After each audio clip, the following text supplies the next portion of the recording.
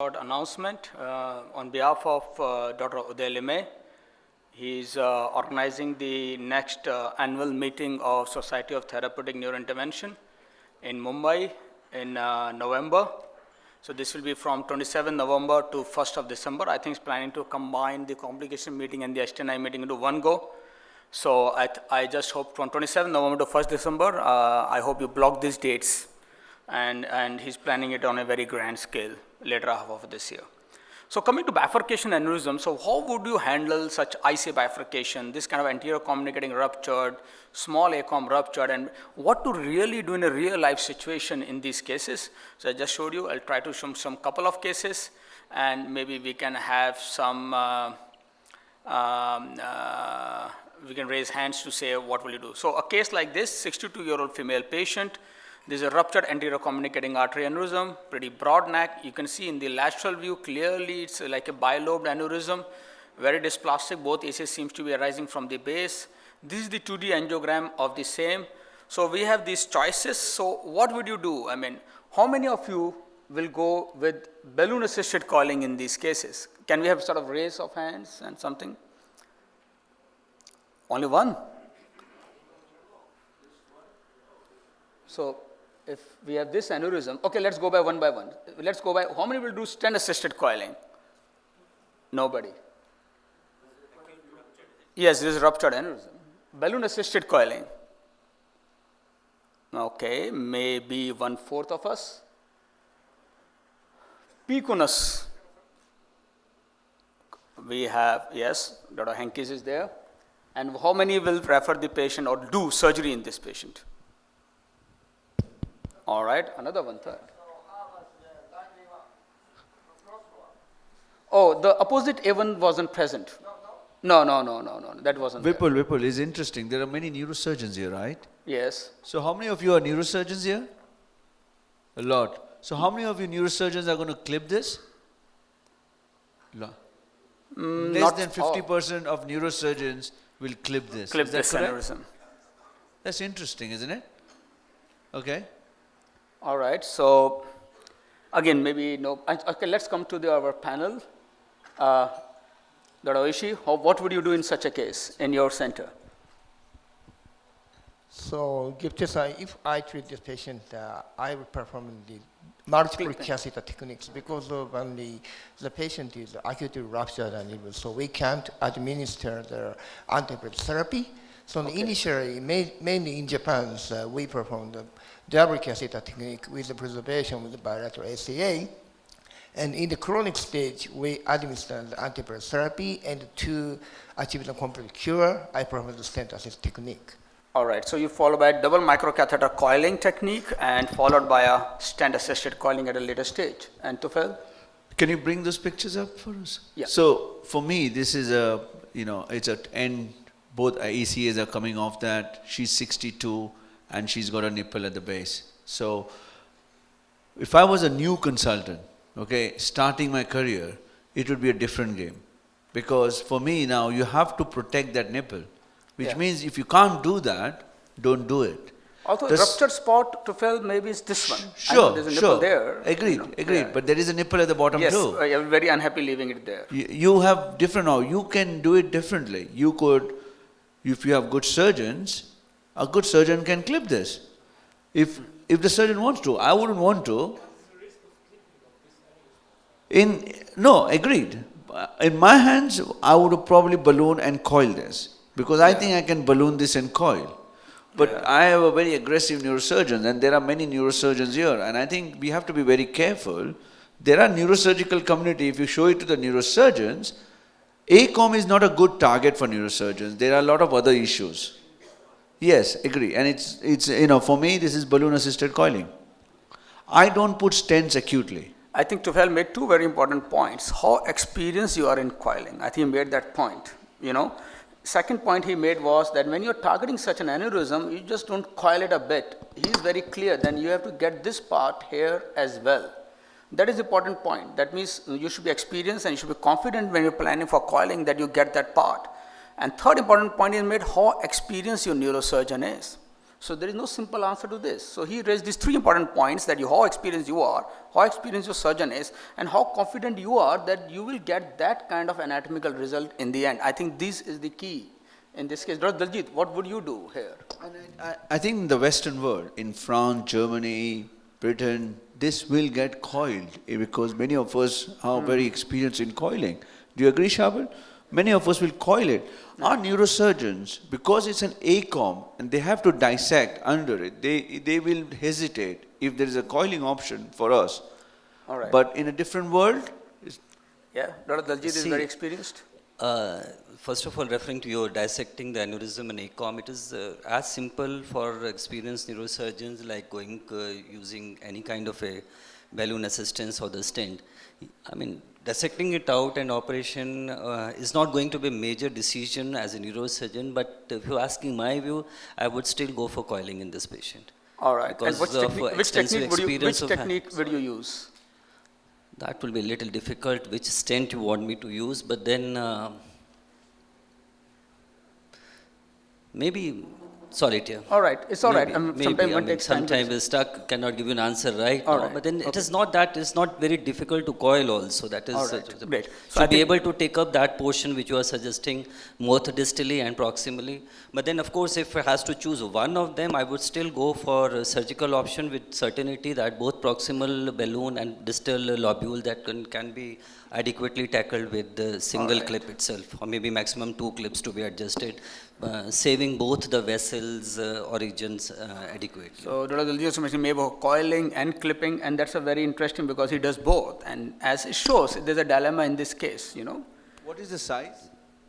I actually don't remember. I mean, you can easily see it must be like 10 millimeter this way, and I think 8 millimeters this way, in these two dimensions. The other option that we have is web. Okay, so web is, but now I know with experience web will be a bit tricky because the way the aneurysm is, it's not upward pointing. So one other option, because it's wide neck. When you treat these aneurysms, your surgeon wants to know how effective you're going to be, and the effectiveness is not just the immediate effectiveness, but also in the long term. You want to give a result that you don't want to keep coiling and coiling and coiling. Absolutely. So Dr. Fell made another point. It's not the coiling. It is a long-term perspective you need to have, follow-ups, need for repeat treatments. Yeah, Shabil.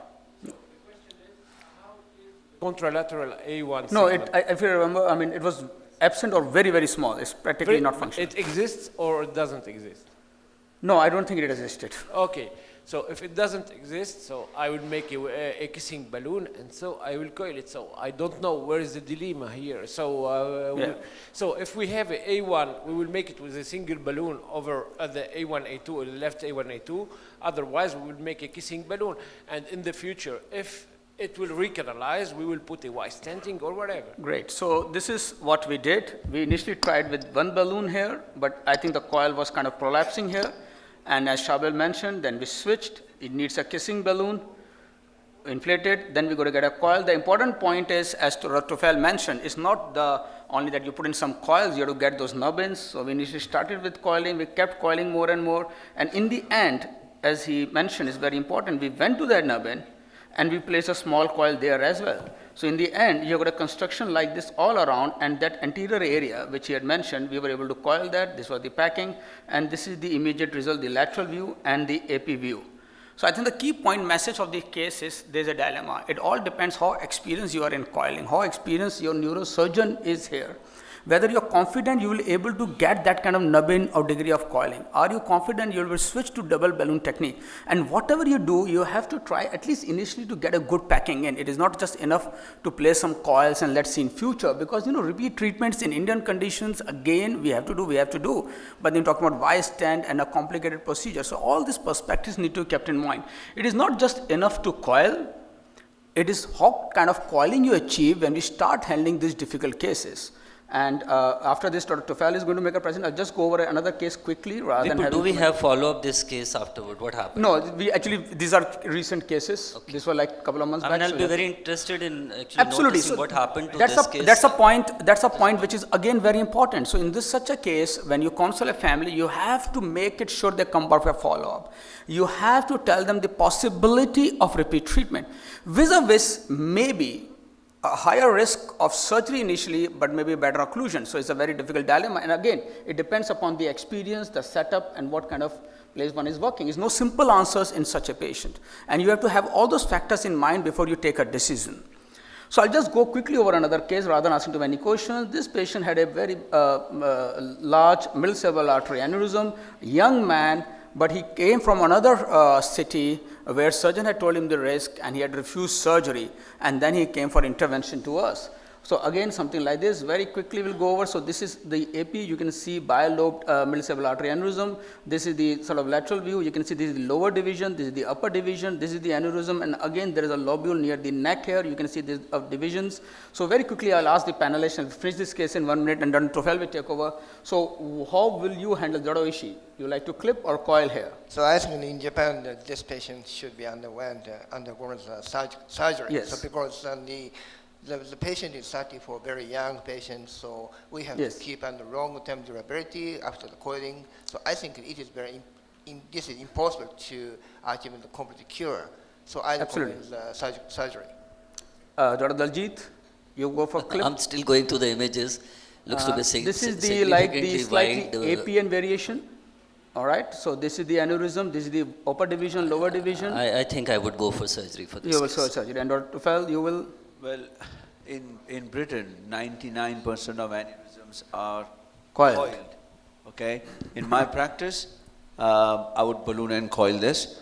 But I have a junior colleague, and if he was doing it, I would be either assisting him, and I have very experienced neurosurgeons. She's 34, and there are many surgeons who can clip this aneurysm.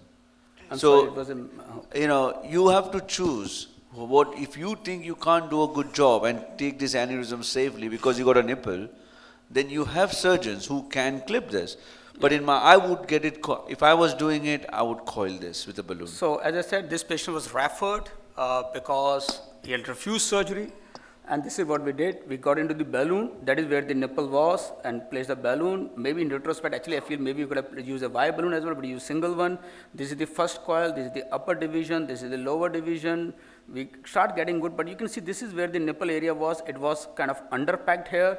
So we changed the catheter position and we placed some more coils there, and you can see that's the nipple area. So we were able to coil that densely, and there was some space here. We kept pushing coils, went to the more coils, went to the fundus area, and this is the end result. That's the upper division, that's the lower division, that's the balloon in the upper division, kind of reasonable packing. The arteries were patent. This is 3D imaging, again, not a great thing. So again, these kind of cases, number one, it all depends how experienced your neurosurgeon is, and Tufel mentioned how experienced the interventionist is.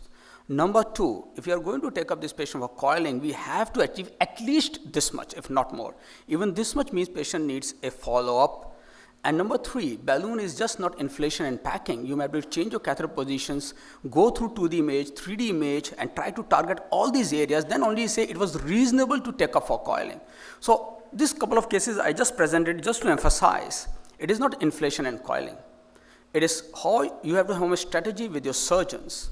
What are you offering in terms of your center's expertise? What will be the best? Is patient prepared for it? Is patient prepared for a follow-up or not? Do you have a good 3D imaging to analyze the aneurysm and get all parts of the aneurysm by intervention or not? What is your confidence? And whether patient agrees for a follow-up or not. All these factors are very important. It's just not enough. We see a lot of time in India nowadays, loosely packed aneurysms, they come back and then they're very difficult to treat. Dysplastic bases are difficult to treat. So if you are taking decisions for coiling in these kind of aneurysms, at least we have to strive toward that kind of anatomical results, and in consultation with your neurosurgeon. That's very important. Your neurosurgeon has to be in loop, and then you take these decisions. Thanks. I think, Dr. Tufel, you can come in here.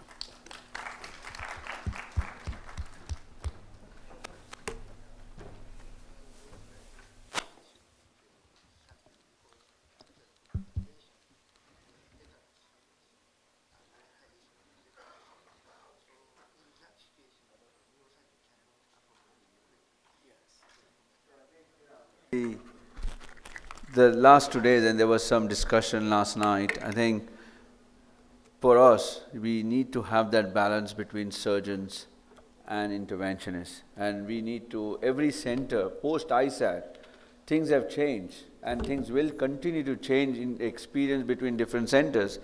What my center and what I do may not be applicable to your place, because you may have very experienced, and there are experienced neurosurgeons can do really good job. So let me show you some cases and see how we go on. I would like much more audience interaction. There are a lot of neurosurgeons here, so let's have a game and see what you guys do, okay? And see whether you'd have a difference of opinion here. So this is a young woman. She was a grade 5 subarach, and this is her aneurysm. And I don't have to tell you what it looks like. You can see it's a very wide neck, or there is no neck at all. But you can see one side the carotid is occluded, the other side the carotid is occluded in the top. So she has a single vessel which has got an aneurysm. What would you guys do? What are neurosurgeons? Sorry, so it's just patient, the moya disease? No? Sorry? Moya disease? Moya. No, none, I don't know anything about her. Okay. So she's come in, she's subarach, she's intubated, ventilated, and family has no clue, and that's it. That's the story. This is what I have. How many of you will treat this? Well, there was no flow. You can see this side is occluded, and this side was occluded at the top. So all the flow in the anterior circulation was coming from the posterior circulation. And you got a single artery in a 30-year-old with grade 5, intubated, ventilated, pupils reacting. I have a follow-up on, but it wasn't Moyama, okay? But yes, that was what we thought at that time. There's something going wrong here. How many of you would treat this immediately? So the question is also, she's grade 5, yeah? She's grade 5. What did the CT show? Is it just because of hydrocephalus, or is it she's a true grade 5 with a very bad bleed? She's true grade 5. We wouldn't treat it in the acute stage. I mean, even in the UK, we would have sometimes waited for I know there will be pressure for a 30-year-old patient from the family, but how, with a patient with a true grade 5 subarachnoid hemorrhage, you may want to wait a little bit, see whether she's going to survive. She has got one vessel in her brain. I know, but I took the opinion, she's 30-year-old. What have I got to lose? I mean, we don't have a money problem, okay? We can squeeze the NHS as much as we want. No, I think he has a very valid point. I totally get it. SH grade 5 or patient grade 5. Yeah. I mean, are we going to chase an image and do either the surgical or endovascular treatment, or as a holistic approach toward the patient, whether this patient should be first allowed to stabilize, then taken up? That will be the major issue to begin with. Absolutely. I think that's fine, and that's what our practice is. You would want to take the sedation off, and you want to see whether she is doing anything, is she flexing. You want to just see whether there is any more improvement before you want to do it. But it is a different ball game when it's a 30-year-old woman sitting in and you want to treat this. You can decide, and there is no right answer. You could go either way wrong. There is a trial which is just starting in UK, which will be very interesting. We have a poor grade subarachnoid trial. Poor grade, which is, we already have started recruiting patients. Few years down the line, we will know whether we are doing any good or not. But many of us treat grade 5s. I treat. I don't know whether Shabul treats. I treat grade 5s, and yeah, we all do it. I mean, I don't think so people would be saying they don't treat. Sure. Everybody treats it. But in a 30-year-old, the stakes are very high. And anyway, we'll move on from that. So you can see, how many of you would clip this? We have one neurosurgeon who wants to clip it. We got two neurosurgeons who want to clip it. I'll tell you why, it's interesting. I was in a conference and Spezler was there, I think. And Spezler probably wants to clip everything. In my practice, and I've been a consultant for 12 years now, I have not seen a single basilar clip. Okay, and I go to make sure all the neurosurgeons are clipping properly, so I always go when I send something for clipping, just a joke, not intentional. So, Tufel, I mean, sometimes we have to realize, we may kill the disease by clipping. That's my opinion. But sometimes it's enough to control the disease, coiling, somebody may say you'll not be able to coil, it'll come back, but you're controlling the disease at least acutely. And ruptured one, something like this, I wouldn't send for clipping. I mean, no. I would not in UK, in France, in Germany, this will not get clipped, right? Absolutely. This is not ever going to And get clipped. frankly, I feel the way neurosurgeons world over, even US, they are starting doing it, even they wouldn't clip No, it any longer. it is See, anybody I for would us. only differ over here. You see, grade 5, maybe the surgical risk would be little bit more than endovascular opinion, I mean endovascular intervention. So that may click an argument in favor of going for endovascular methodologies of doing it, because still patient is in grade 5, may still have a higher risk of surgical dissections and producing more pathophysiological changes in the patient. So that can click an argument toward the endovascular treatment. But I think, That you know, may- most in this case, ICs are occluded. So you may I need to do know, that's surgery another and make a coming. control you step. know- They're all Okay, diseased so vessels. let's do something for the sake of Okay. time. Let's just go ahead and show us what you Yeah, did. You know, but I mean, you know, there is no indication in the Western world at the moment. I'm not saying India. India, you said yesterday, Indians have come very late and they can be tolerant. But in the Western world, basilar will never get clipped. You know, we Okay. coiled so many aneurysms. Shabal, what do you say? So, do we have to speak politics? Do we have to speak economy? Or do we have to speak clinics? If we are speaking clinics, so ISAT has been done 15 Yes. years ago, right? And so we are speaking about the basilar tip. Yes, I can clip or whatever, but if you clip, so what's the risk of the procedure? And the prospective study, international, 2,000 patients in each arm. And so we've got the result of all of this. And the clinics, we have the results. If you want to speak politics, okay, so I will be politically correct. Yes, perhaps we can clip. Absolutely. all Anyway, right, let's so move. go ahead. Okay, so here is what I did. As you can see, there is no neck. This is before the web, and I think it's still not suitable for web. You put 2 balloons across, and then you could coil this. And I coiled it, and she did, she took quite a long time to wake up. I had a stage where I had to fight with the anesthetist because she wasn't waking up, and he wanted to take her off, and I had to insist to keep her on, and she took quite a long time, and she did come up. So what do you think will happen in 6 months? A bit of recurrence. Exactly. So, but is that a problem? You know, this is 6 months post-coiling. I saw this woman in the clinic, so we run our own clinics, okay? I saw her. She was completely bonkers, okay? She was mad.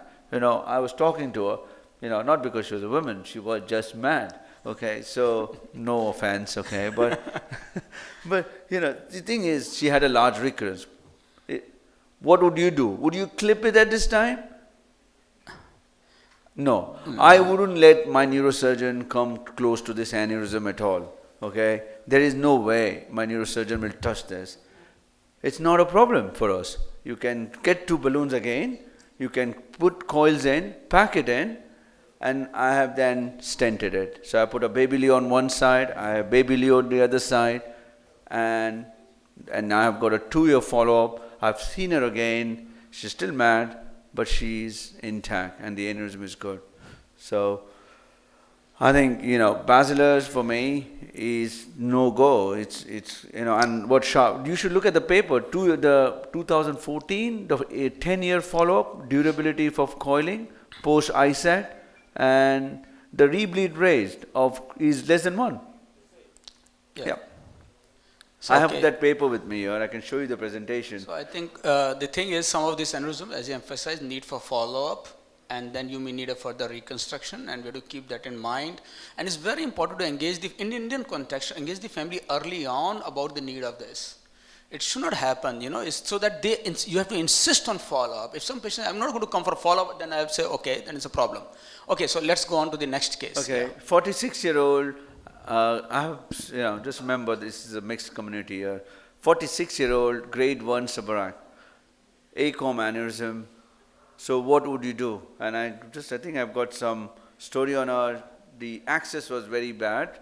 Think about this, okay? She's a young lady, okay? And you have to think about what is your risk and what is the long-term risk. So there are two questions, and before you make the decision of treatment, so what would most of the people in the audience do? There are a lot of neurosurgeons here. How many neurosurgeons will clip? Clip, clip. Very few, huh? No, it's going up. Slowly. Oh, there you go. That table you got. So why would you clip this? All right, and how many will get this, do coiling here? Can we have a neurosurgeon saying why he wants to clip this? And we are not fighting, okay? We are just doing the right thing. Yeah, a very valid question. We have nothing against coiling. I love coiling. My coiler is very good. The only thing is that in the Indian context, if you go to a government setup, the public hospital, 90% can't afford anything. You have to understand that. You are talking about 10% of the world. We are not talking about the 90% of the world. But so the patient himself will submit, number one. Number two, I can clip it and once for all, no follow-ups needed, most of the situations. I do an angiogram once after my, and it's perfect. Can I just, and with due respects, what Sharbal is saying is, we got to decide, are we talking politics here? Are we talking about demographics, or are we talking about what is... So I would request one thing here.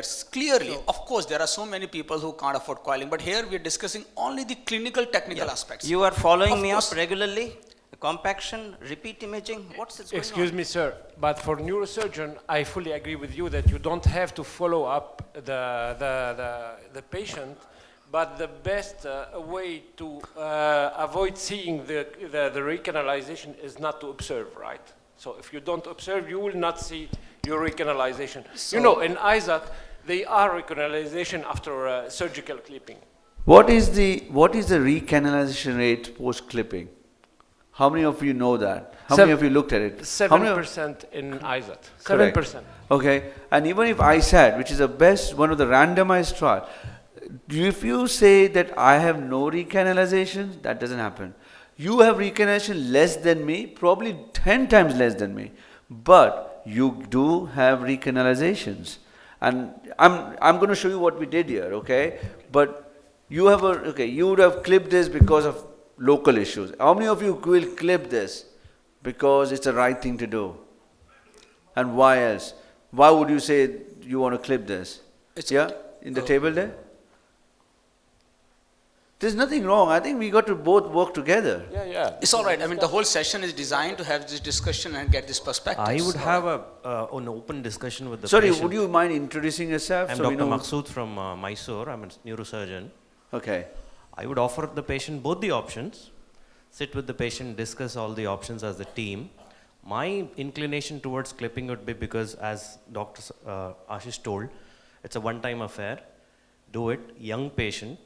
Post-operatively, if you're planning to coil this, how would you be doing it? Would it be a stent-assisted coiling, or how would it be? If I coil this, I would probably later on put a stent in.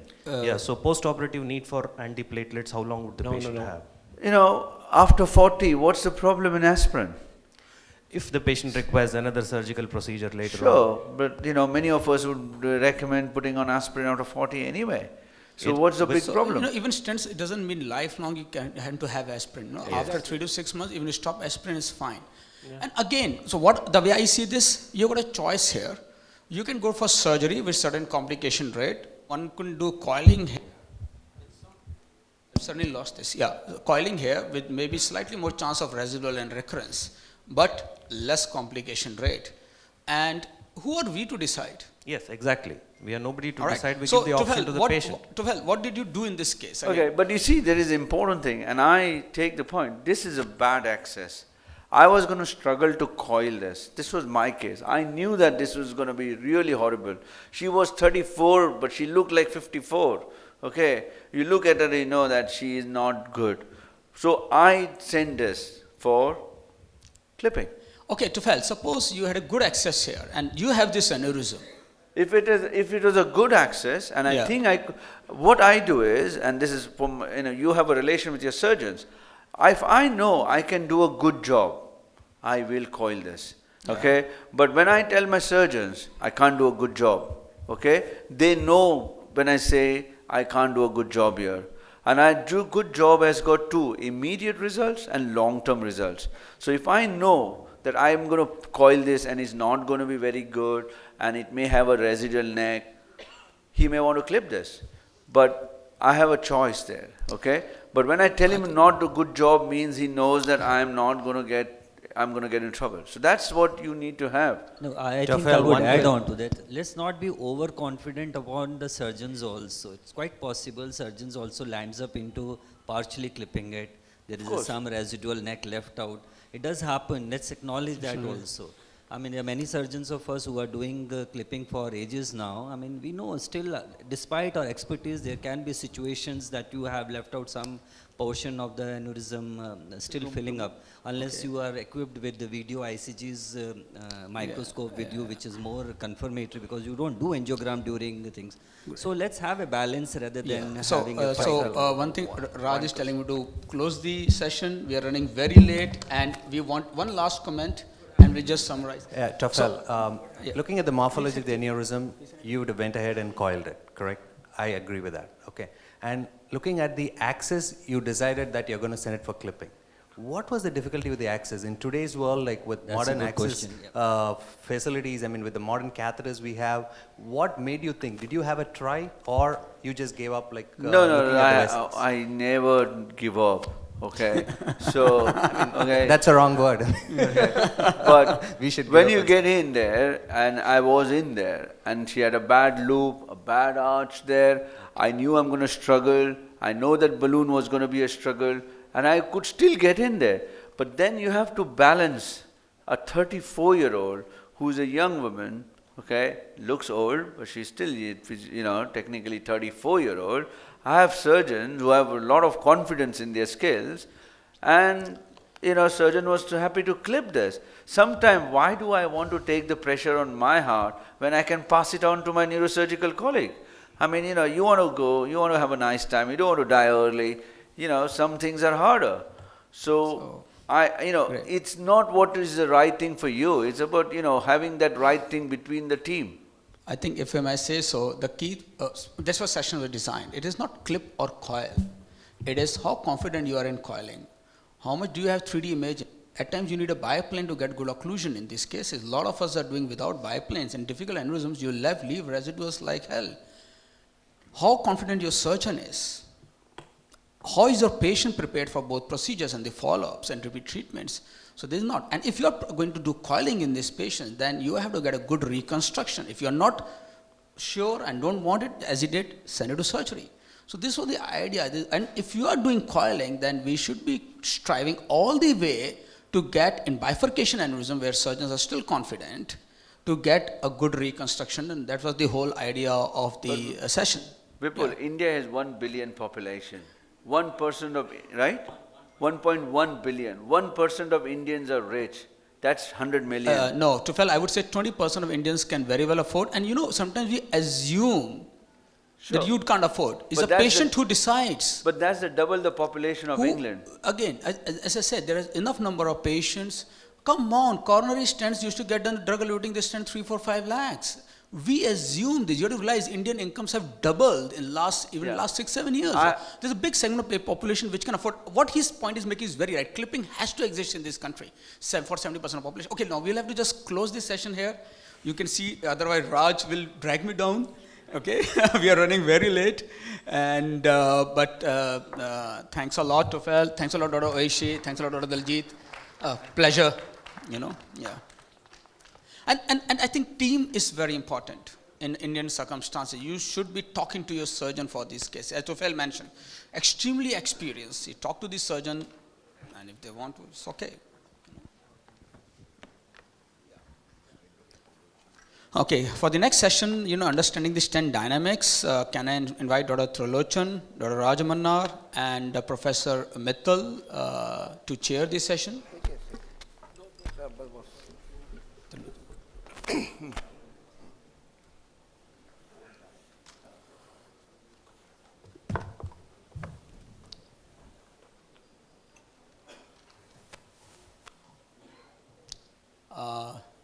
Okay, Dr. Trilochan is here, Raj is here, so let us get going.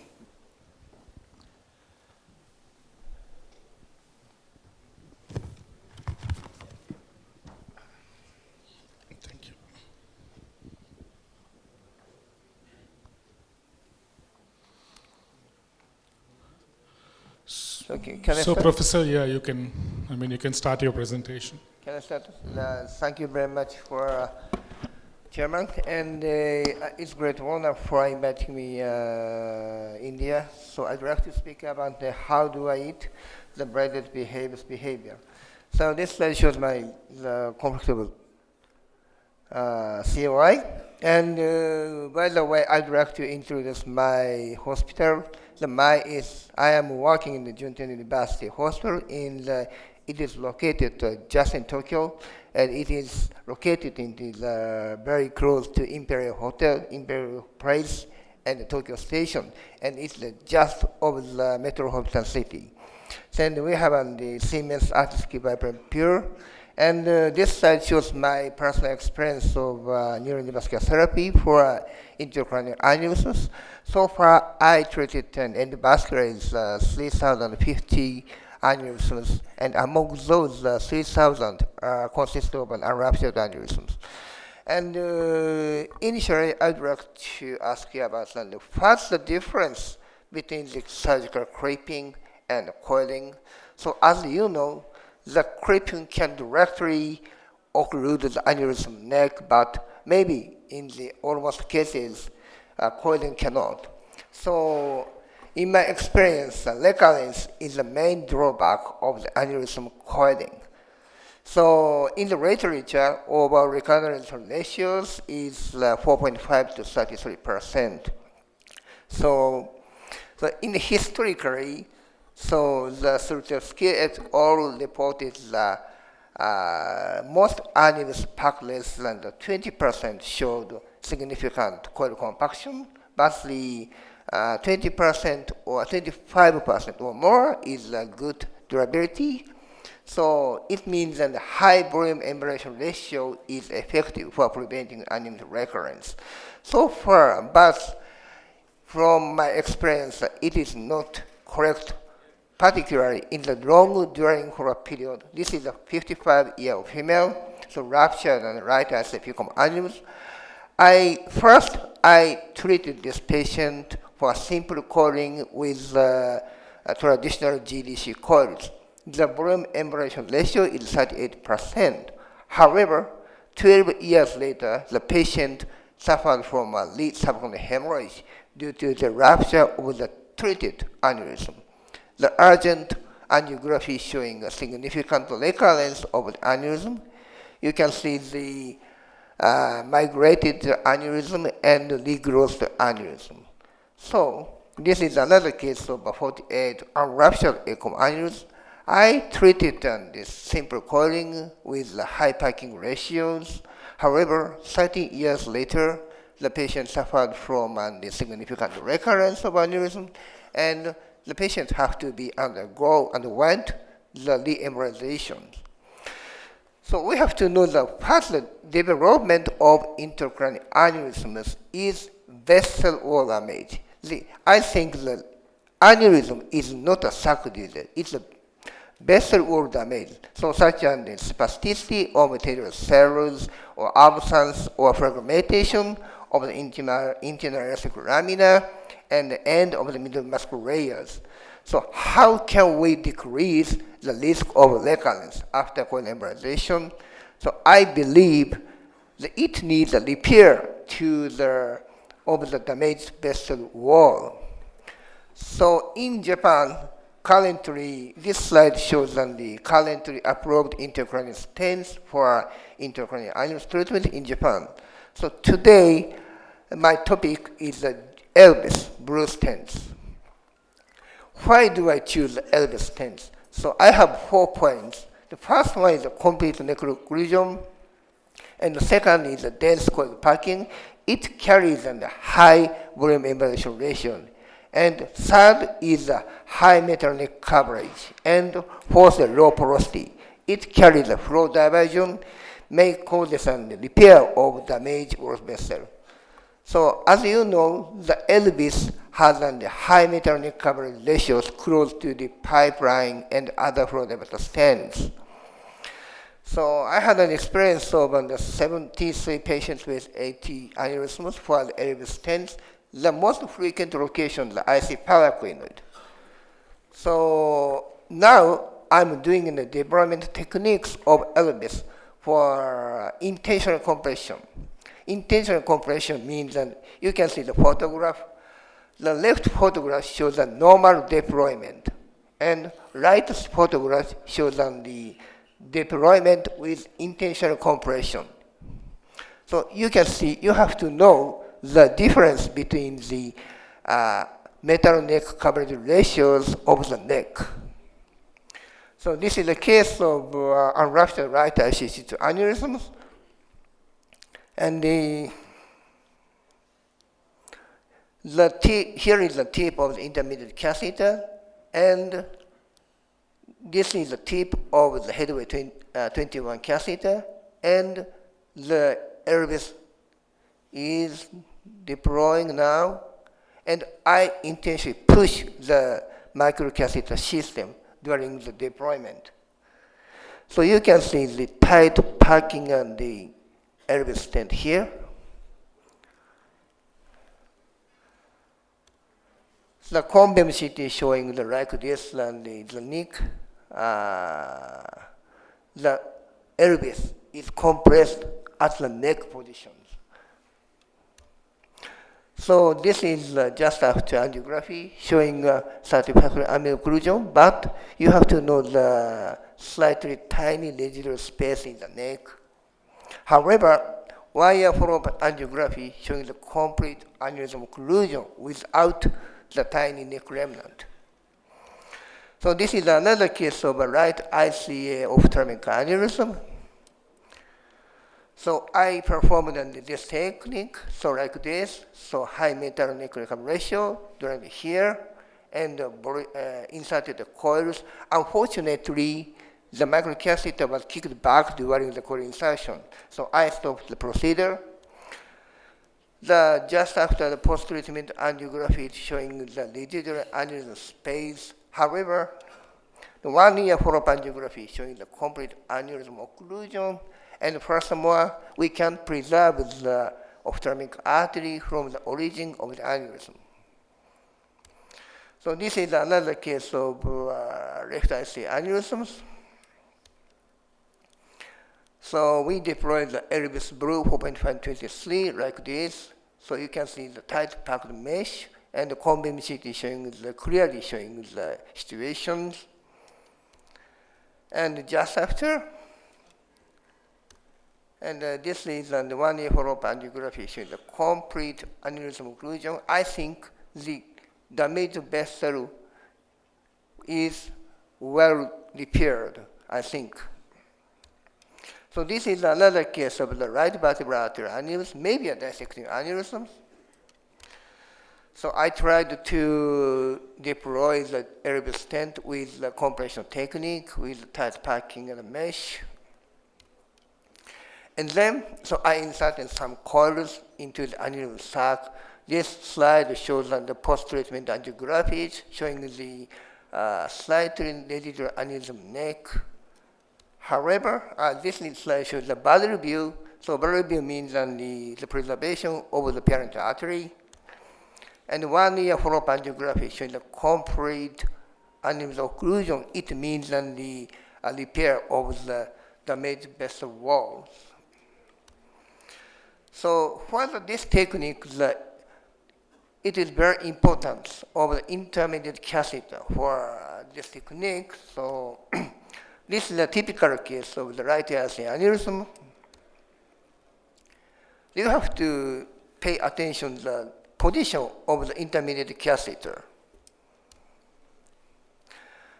So finally, initially, I put on the tip of the intermediate catheter here, so we cannot safely overcome the C4, C5 junction. But in these situations, during the Elvis stent deployment, the microcatheter easily kink here. So I cannot appropriately deploy the Elvis stents. You have to remind the position of the tip of the intermediate catheter. So again, I inserted the intermediate catheter first distally. Here is the tip of the intermediate catheter tip, and I easily deploy the elbow stent with the intentional compression technique. You can see here the compressed stent struts. No kickback. I can get a very good intermediate catheter support. And then from the gelled microcatheter, I inserted some coils like this. The Combeam CT is showing the appropriate Elvis stenting deployment and enough coils within the aneurysm. So this is the post-treatment angiography showing the 30% annular occlusions with the preservation of the internal carotid artery.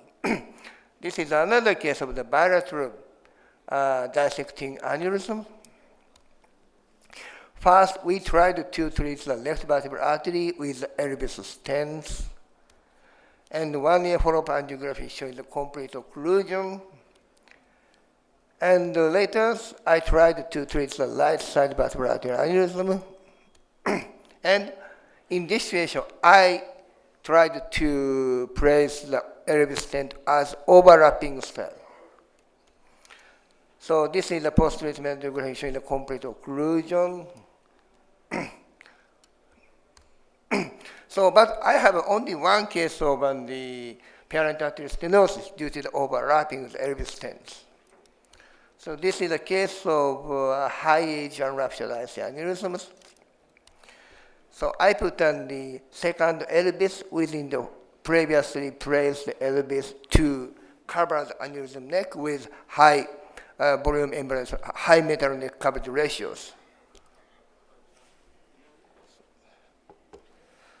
So post-treatment CT showing the appropriate stent deployment in the overlapping fashion. You can see the double layered Elvis here. This is just after. You have to know the tiny residual space in here.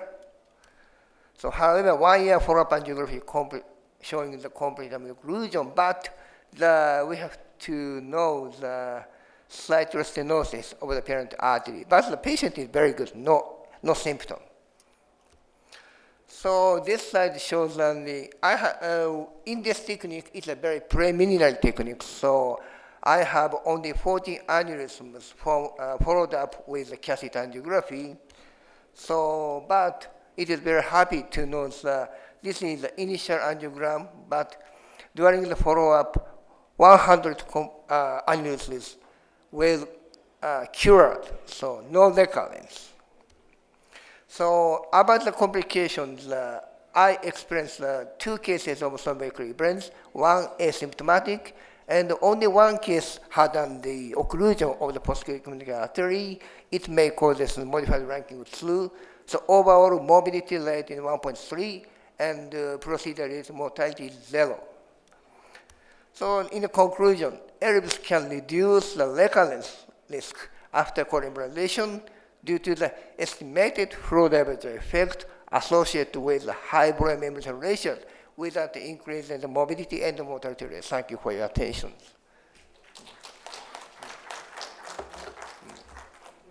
Very innovative presentation, Dr. Hidenori. What's your experience with subcoiling the aneurysm and using multiple Elvis as the Chinese are doing and showing very good results and creating a flow diverter effect? So do you mean the flow diversion uses? No? No. I mean, what is your experience? Have you tried using multiple Elvis? Multiple Elvis with subcoiling the aneurysm? I mean, just putting 1 or 2 coils and using multiple Elvis, across the neck. So I experienced the multiple stents and only 5 or 10%. So not so much. So because the multiple overlapping stents or multiple stents may cause the high risk of the thrombin complications. So basically, I don't perform the multiple stents. But in the very wide neck aneurysms, or I'm afraid of the recurrence after the coiling, sometimes I decided to perform the multiple stents. No, because this, I mean, technique you're using, it's not for everyone. So you need to have a controlled, I mean, it's very innovative, but you need to really have. So technically, this is very difficult. So, but I showed that the most important point is support with the guiding catheter, particularly the intermediate catheter should be placed as close as to the aneurysm neck. Yeah. Thank you. I mean, any questions from the audience? And next is Dr. Vipul regarding the hybrid stent.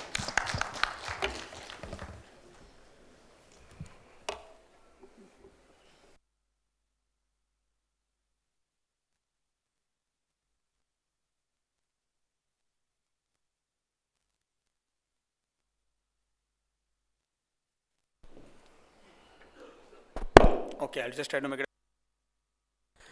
So few of the presentations which I had to take today, actually, most of them were because there were some cancellations from other faculty. So, all right, so it's a replacement. So I'll just go over very short and practically show you one case how we are using hybrid stents. So of course, now most of us, I have become comfortable using the British stents such as Leo's, and as was shown in the last talk as Elvis stent. And now we have got hybrid stent. Just show you a case or two so that you know that there is an option like that as well. So just go very quickly over it. So initially we got this open cell design, Neuroform came in, then came in Enterprise, the closed cell design. The issue was open cell was that they will kind of, they will open up too much in the region of the aneurysm, may herniate a bit, not enough scaffolding here. While with the closed cell design, maybe they will not open up completely around the band and may get kinked at the band as well. Then of course, we have been using now braided stents, something like this, whether it's from Leo or Elvis. These are the two most common ones, which all of us have used. And they were more easy to, I mean, at least we feel very comfortable that, you can open them well at the bends as well. And now we are going to talk about the hybrid stents. I mean, this has come in from Stryker, the Atlas stent, and which seems to combine, what's claimed is combining both the qualities. So it's a very interesting stent. So you got rows with 8 crowns, and then here you got rows with 12 crowns. It is open cell distally, so that it becomes conformable and goes around the arterial curve. Basically, we are using it in the bifurcation aneurysms, and it's closed cell proximally, so that it is quite stable there, and so that we can take in the microcatheter easier. So it's a very interesting design, and what I've seen, it works pretty well as well. So supposedly, and we have seen that is in sort of in vitro and in vivo as well, it conforms to the arterial walls pretty well. So we'll go quickly over. In foreshortening is minimal. Metal to artery ratio is around 6 to 12% or so. And again, they can go through the microcatheter ID is 0165. So usually when we do it, we end up using with SL10. And the sizes, in terms of sizing, from it's 3, 4, or 5, 4.5 millimeter, and recommended vessels is from 2 to 3, 3 to 4, 4.5, and varying in length from 15 to 30, because there is not too much foreshortening. So you almost know where you will end up deploying this stent here. So if you see it under fluoroscopy, it looks, when you deploy something like this, so there is an inner wire there and stent delivery wire, and there's a rhodiopaque marker at the distal end. So even when you deliver, one can use the same microcatheter and the wire to go within the stent and then catheterize, because it's partially open cell, is easy to enter through the stent into the aneurysm. So I'll just go through a case study. This lady had an unruptured middle artery aneurysm. You can see this is the M1, this is one M2, other M2. So what you can clearly make it out here, this artery is at a very steep angle, and the most of the aneurysm is on the lower division of the middle cerebral artery. Here in this view, we cannot see this is the M1, this goes M2, and this is the lower division at a very steep angle as compared to the M1. And this is a nice case to show whether a stent will open up at this kind of angle or not. Of course, we have to go to and this is the other view. So kind of bilobed, it is pointing anteriorly as well as posteriorly at the MC bifurcation. There were quite a few atherosclerotic changes as well. So this is the 2D image of the same, the M1, and you can see this artery arising from the aneurysm, that is the bigger upper division, atherosclerotic changes. So we decided to do stent-assisted coiling. I don't know certainly what has MS to the image quality here. So this is the wire. As usual, we take a synchro wire, and microcatheter is here, SL10, and with that, and giving it a big curve, Can we just sort of try to play it again? I don't know what happened to the quality. So,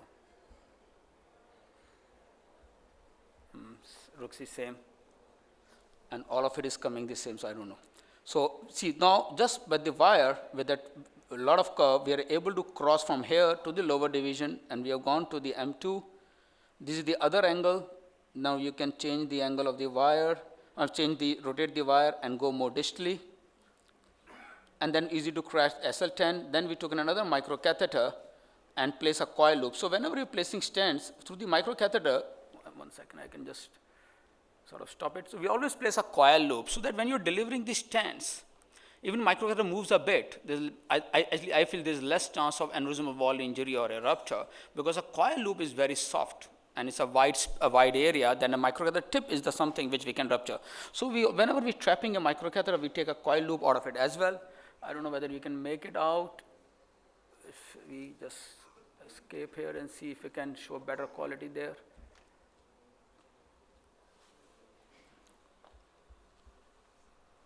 Yeah, it's much better now. So you can see this is the stent coming. So there's a marker wire. Within the stent, the tip of the stent from here to here is very easy to track in a microcatheter. You can see quite a bend of the artery here. So, and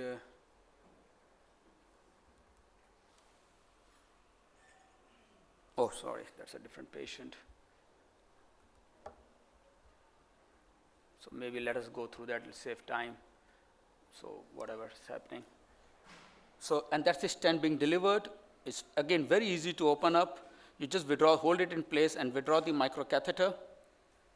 And you can see some change in the microcatheter position when the stent has got delivered there. And then we started the coiling. We were worried about the upper division, but what you could see, it held it pretty well. We don't worry about this coil loose because the stents are in there. That's the first coil, and we could move the microcatheter tip pretty easily, which was trapped as well, and get a good cage in. This is the other view of the coiling. And once we have completed the coiling from this position, we withdrew that microcatheter, entered the stent. This is the microcatheter tip, that's the proximal end of the stent, and easily could enter through the stent into this area where we wanted to place few more coils. And in the end, as I said, we always use a wire to withdraw the microcatheters so that if there is any coil tip stuck at the tip, it doesn't come out. So just these are the same steps. And we did a vaso-CT after deploying the stent, and we could see even at this bend, it opened up very well. And there's the microcatheter tip trapped. So it has conformed to the arterial wall in a very sharp band and without much manipulation pretty well. This is just the cross section showing the well open stent in the M2. This is at the bend, it is very well open, and the proximal stent is very well open.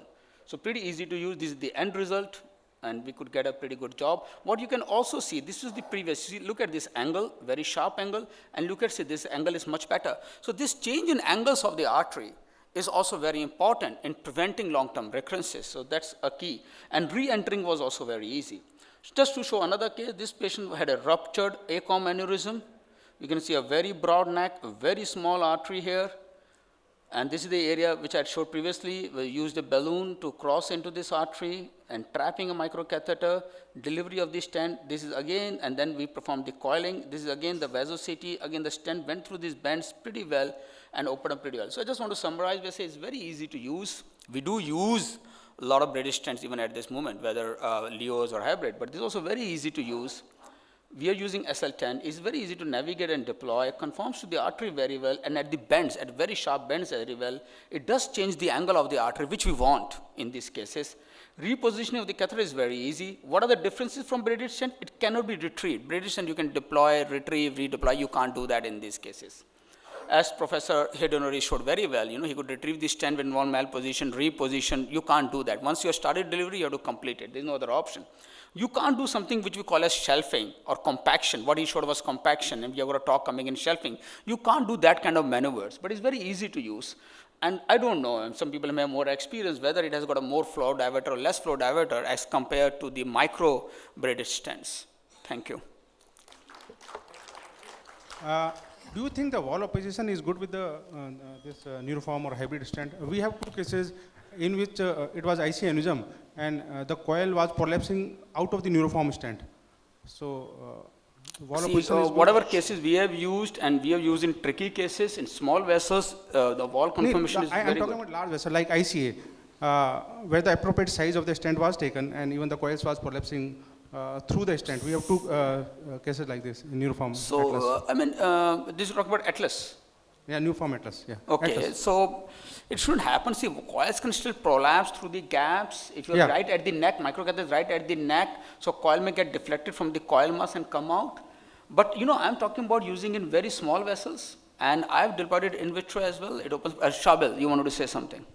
Achha, okay, all right, okay. Yeah, small vessel it is okay, but say ICA aneurysm. I don't know among the faculty here whether everybody has more experience of using Atlas stent. Tufel, you want to say something? I think Atlas is very nice. I use Atlas. The only thing I find about Atlas is compared, because we have a clean also, and the Atlas, once you deploy it, you have to leave it. So Yes. that's the one downside of it, is if your position is not correct, and sometimes if you have the push and pull and your catheter is unstable, you want to start deploying, and as you are unsheathing it, you have to push it, and if it opens up, sometimes it brings the catheter down, and you'll end up not being in that position. And I think that is a little bit of a problem with the whole of the striker stuff. They always have in the old neuroform, on that platform. You don't have the luxury of resheathing once you have started with Atlas. Yeah, I think that's the major difference as compared to braided. Otherwise, it's slightly, to me at least, if you're not very experienced, easier to deploy. Easier to push It is into easy the to deploy, microcatheter. and you can deploy with SL10. That is, Yeah? you should not. You can deploy with SL10. SL10. Yes, So we that is deployed a- with SL10. Yes. Yeah. So.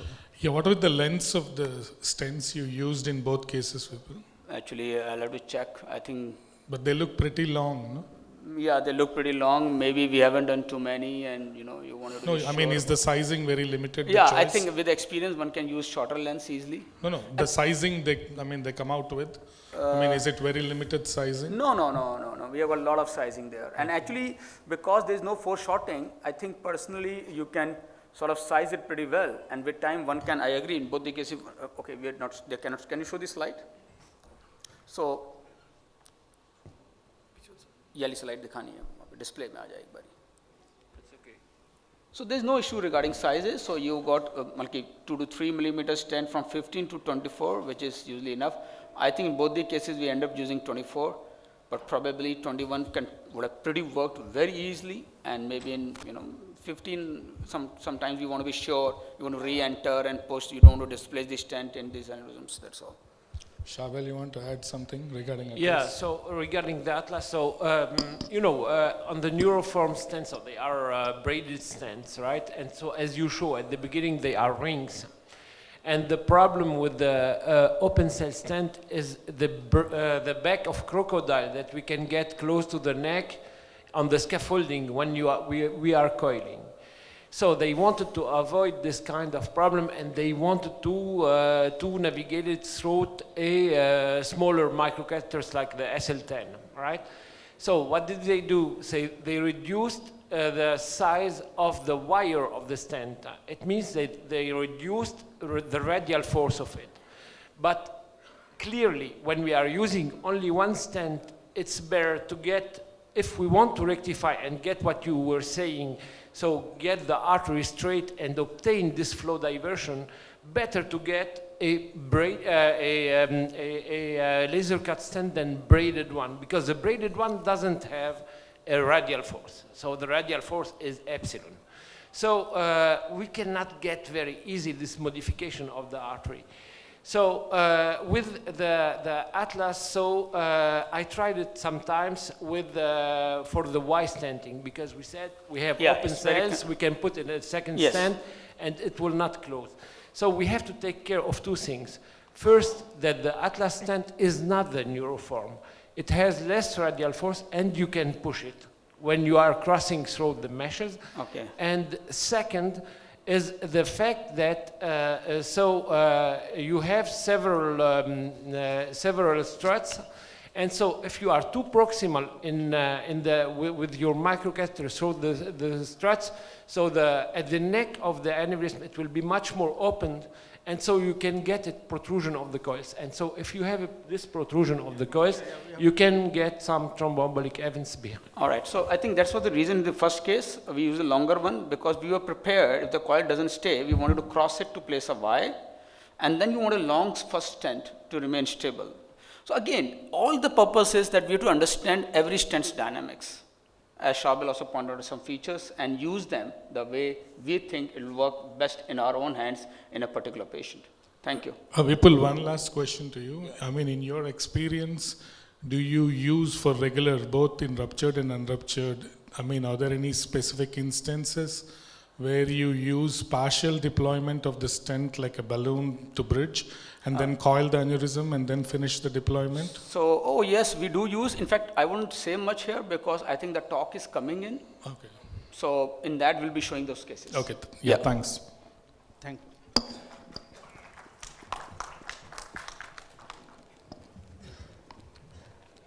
I'd like to request the chairpersons for the next session, Dr. Srinivasan, Paramasevam, Dr. Karamchand, and Dr. Ashish Pathak to chair the session, please.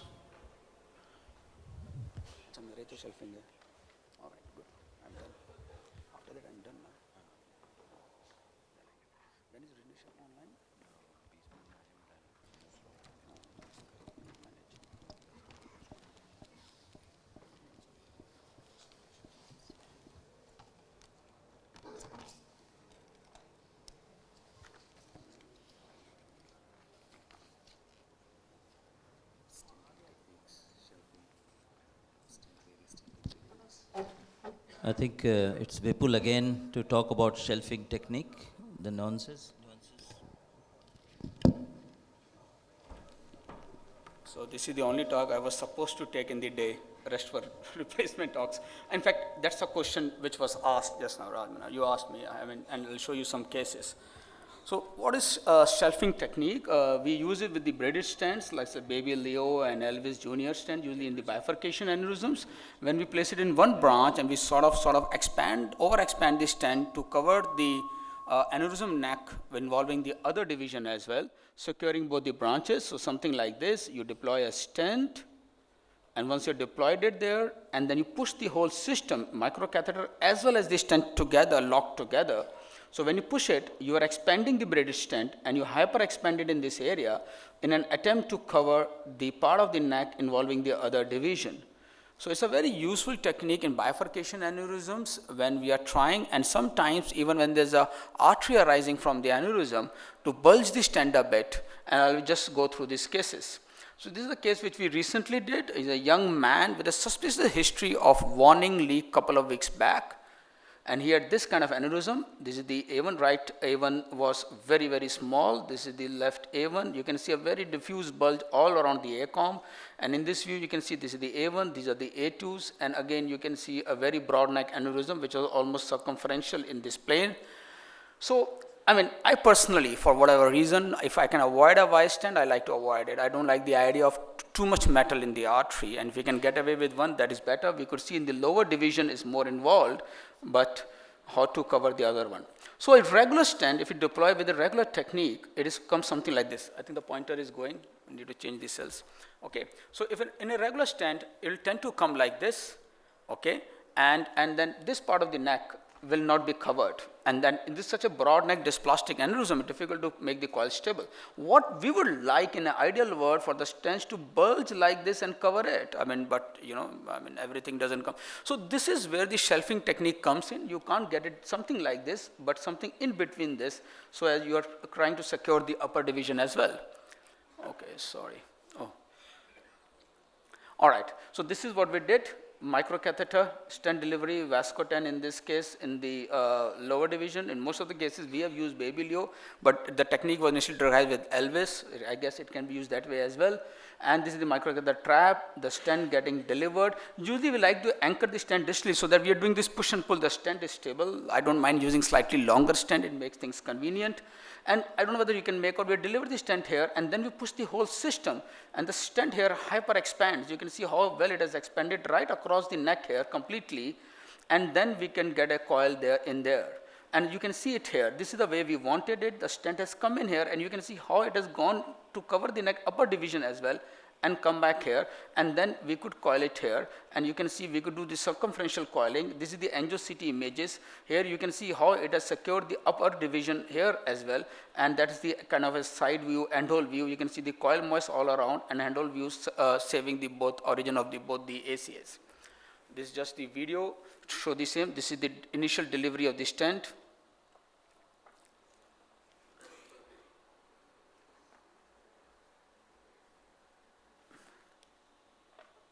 And then we are pushing it, the whole thing, and then hyper expands here in that area.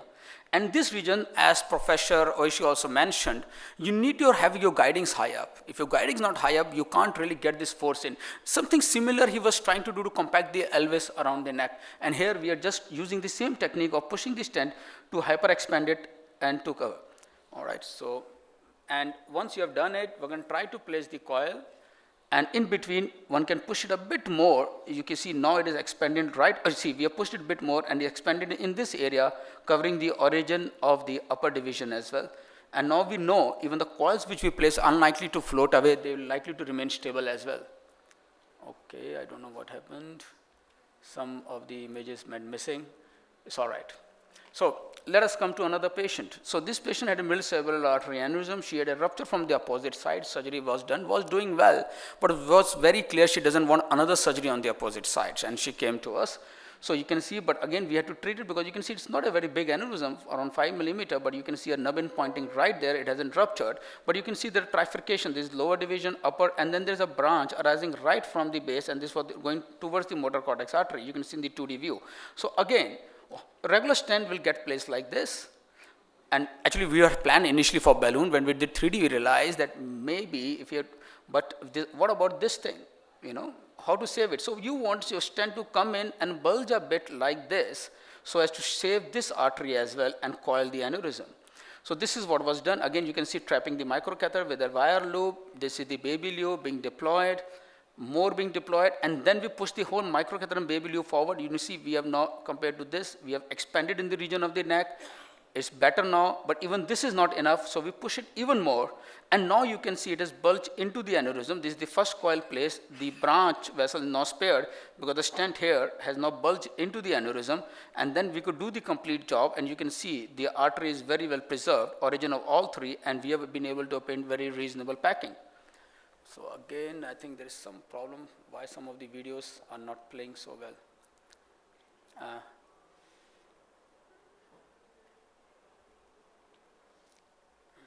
So again, showing the same, see the stent being delivered, and we are delivered as a regular manner, and then we push the whole thing, and you can see how it expanded in this area. So again, I think it's again, I can play it again for you. So we delivered, and then you push the whole thing, and widen it in this area of the neck.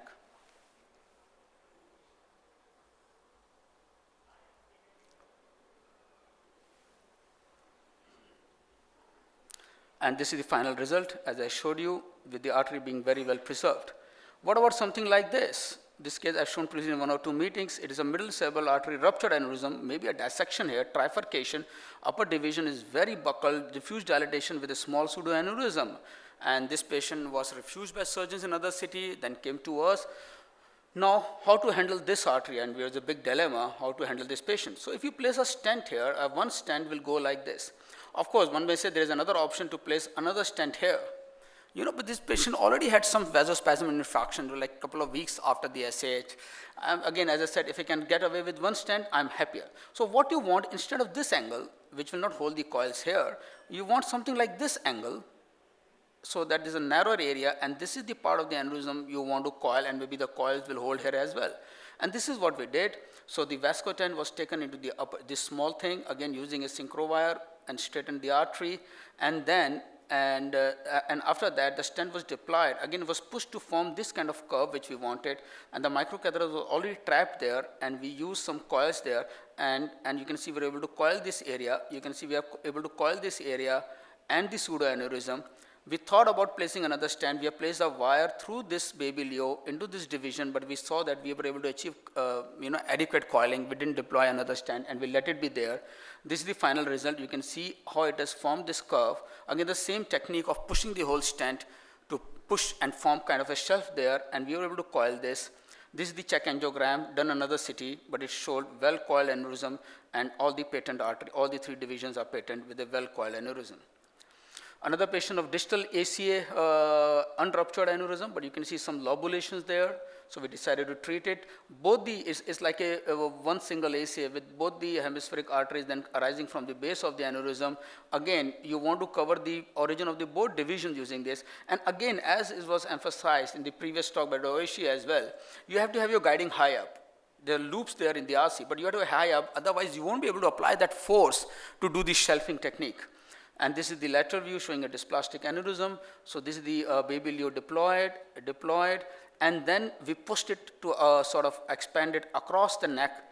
And only when the first coil is in, Dr. Raj Manar asked, in these cases, first coil, we are very happy, and we do the coiling, and sometimes we just complete the deployment right in the end. So we have this option of slightly moving in and out with the microcatheter at times. We keep that option open in these very small aneurysms and complete the deployment in the end of the coiling.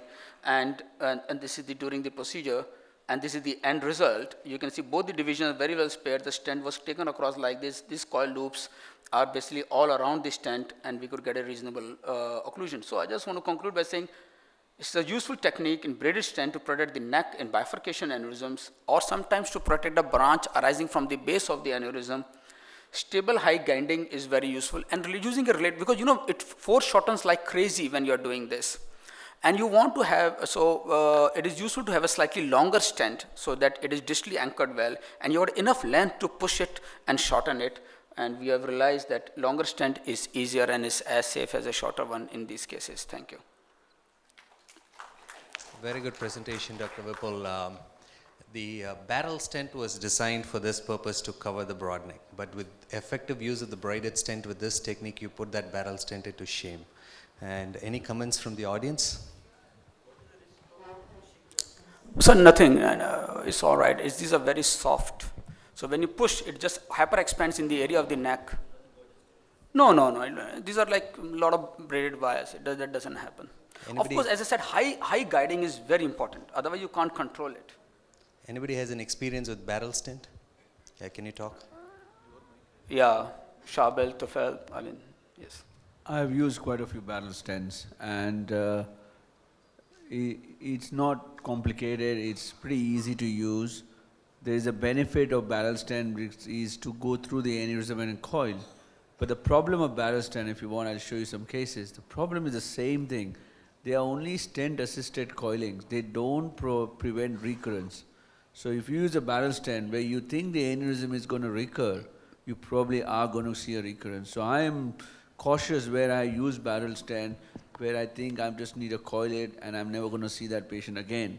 But I have recurrences from barrel too.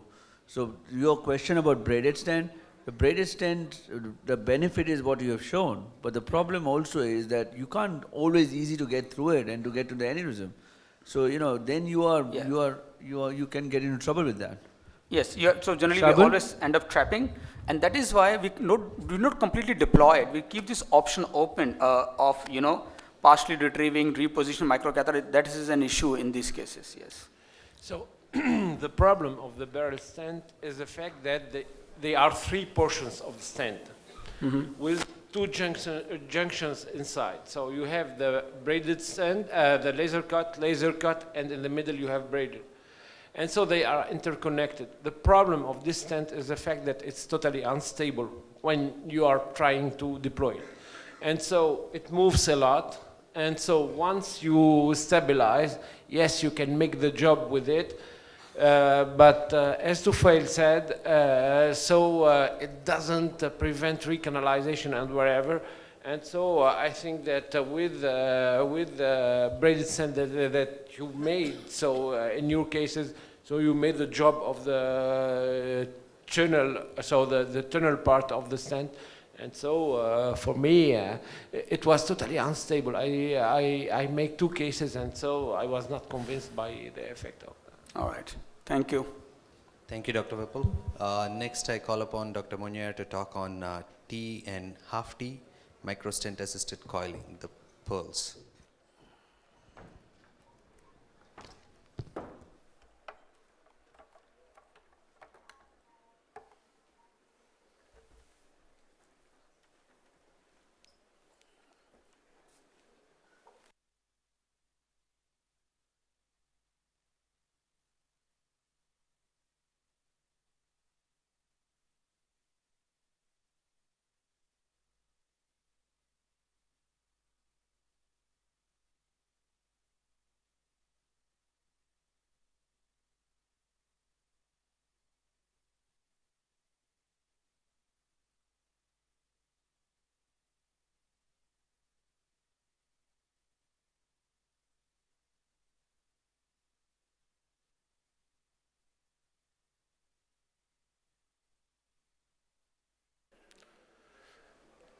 So, can I have the screen, please?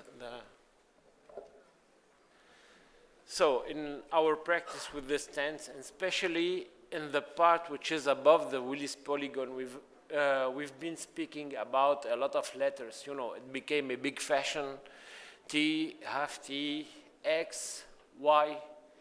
So I will show you what I made as a T, and it was a mistake. Huh? So I made it in 2 times, and it was a mistake. First T I made, and I will show it to you, I was expecting to make a Y stenting, but the choice of the stent was not so adapted as I want. So the first case is this 50-year-old male who had this right MCA aneurysm. So you can see it here. So he has 2 MCA aneurysm, and so we coiled the right MCA aneurysm here, angio control at 2 years. We have here a recanalization. So the recanalization is bigger because the flow is entering inside the sac, and so you can see the recanalization, which is quite large. We decided to make a Y stenting. So why the Y stenting? Because I was expecting to get a flow diversion, as Dr. Vipul said previously. So by getting a rectification of the arteries here, so on both sides, and like this, I will get a flow diversion over it. So first of all, we placed the first stent here. Perhaps it was a bit short. But as you see here, this is a braided stent. And as I told you previously, the braided stent doesn't have a radial force. After what? We crossed, we put the first microcatheter, after what we crossed with the guide wire over the stent. And so when we were pushing the guide wire, so we've got the T stenting. You can see the petal of the stent, so the marker of the stent here, the marker of the stent here, and we could coil the whole aneurysm. Yes, we could obtain the occlusion of the stent. We could obtain this, and so it covered the neck, but I didn't obtain what I wanted. Because with the Y stenting, I was expecting to rectify the artery. I added coils, but I didn't obtain the flow diversion that I was expecting to it. So this is the same observation that I can make for the T stenting. The goal of the T stenting is to cover the neck, but this coverage of the neck, this procedure, I could make it with the balloon. If I want to come back here, I complicated the situation. Yes, it's occluded. It's a second treatment and whatever. But if I have to come back, so the situation will be much more complicated. So the T stenting is dedicated to occlude an aneurysm by covering the neck. But this coverage, whatever will be the device, we can make it with the balloon. But if we want to come back afterward, it will be much more difficult. So I will show it to you by a second case where I was obliged to come back. So this was the final control. You can see that the aneurysm was totally occluded with the T stenting. So this is the second control. So she has this big basilar tip aneurysm, very large basilar tip aneurysm, partially thrombosed. And so here, I didn't expect from the beginning to make a Y stenting. And it was my big mistake by saying that perhaps if I get the T stenting here, coming from the posterior circulation and getting straight the T stenting over the neck of the aneurysm by putting an echelon here, so from the vertebral artery, and the T stenting coming from the posterior communicating artery, I will get the result by putting a laser cut closed cell stent, which was the enterprise. This is what it has done. So we put the stent here, so the deployment of the stent, you can see the stent coming from here to here, and so the microcatheter inside the sac, and you can see how nicely we have a scaffolding over the neck. But, so this was the control. So it was a nice control. We didn't rectify the arteries here, and we didn't get the flow diversion. And so this was the final control. You can see here the final control. 4 years later, the patient came with the dilatation of the ventricles. You can see it here. And so when we made the angiogram, you observed this. All the coils are inside. And I will come back to the two-file presentation regarding coils and whatever in the partially thrombosed aneurysm. So we can get this. So we can see that the recurrence at the level of the aneurysm, and the only thing that we can do right here is to put more coils and to exclude the pocket from the circulation. But I don't have anymore the possibility to go and rectify. So I cannot make a Y stenting again because I put the stent horizontally here, but I didn't rectify the arteries, and so I didn't get the flow diversion. So for me, the T is good for the scaffolding at the level of the neck, but once we are putting a stent inside the artery, our goal is to obtain a flow diversion, whatever the stent is. And so this here, if I want to go back to my first treatment, I will make it again. So for a partially thrombosed aneurysm like this one, I will make it by a Y stenting coming from the vertebrobasilar system. Thank you.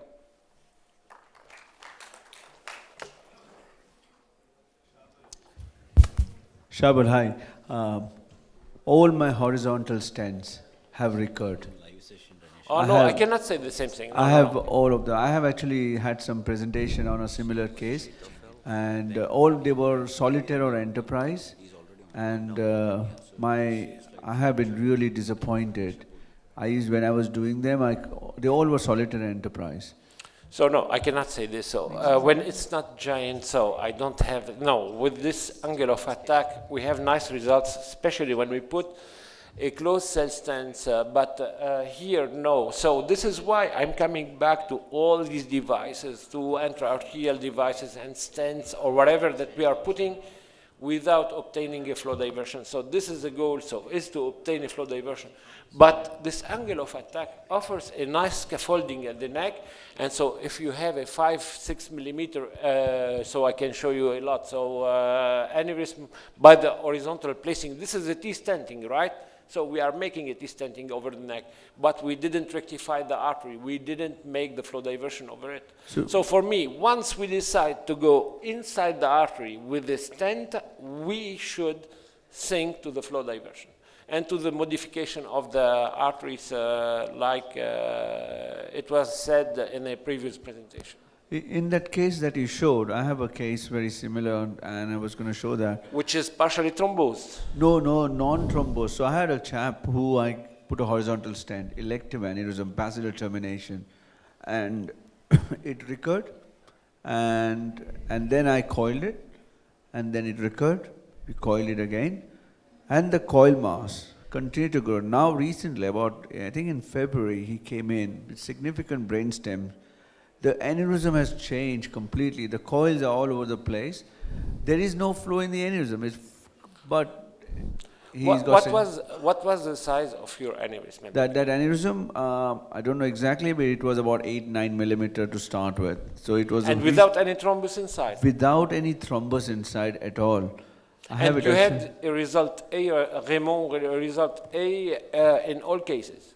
And so it recurrence, because we don't have to forget one thing. So this is an argument, a supplementary argument regarding the remodeling previous to the stenting, is the fact that in Raymond's study, he showed that the result A with the stent is mandatory if you want to obtain a healing over the neck of the aneurysm.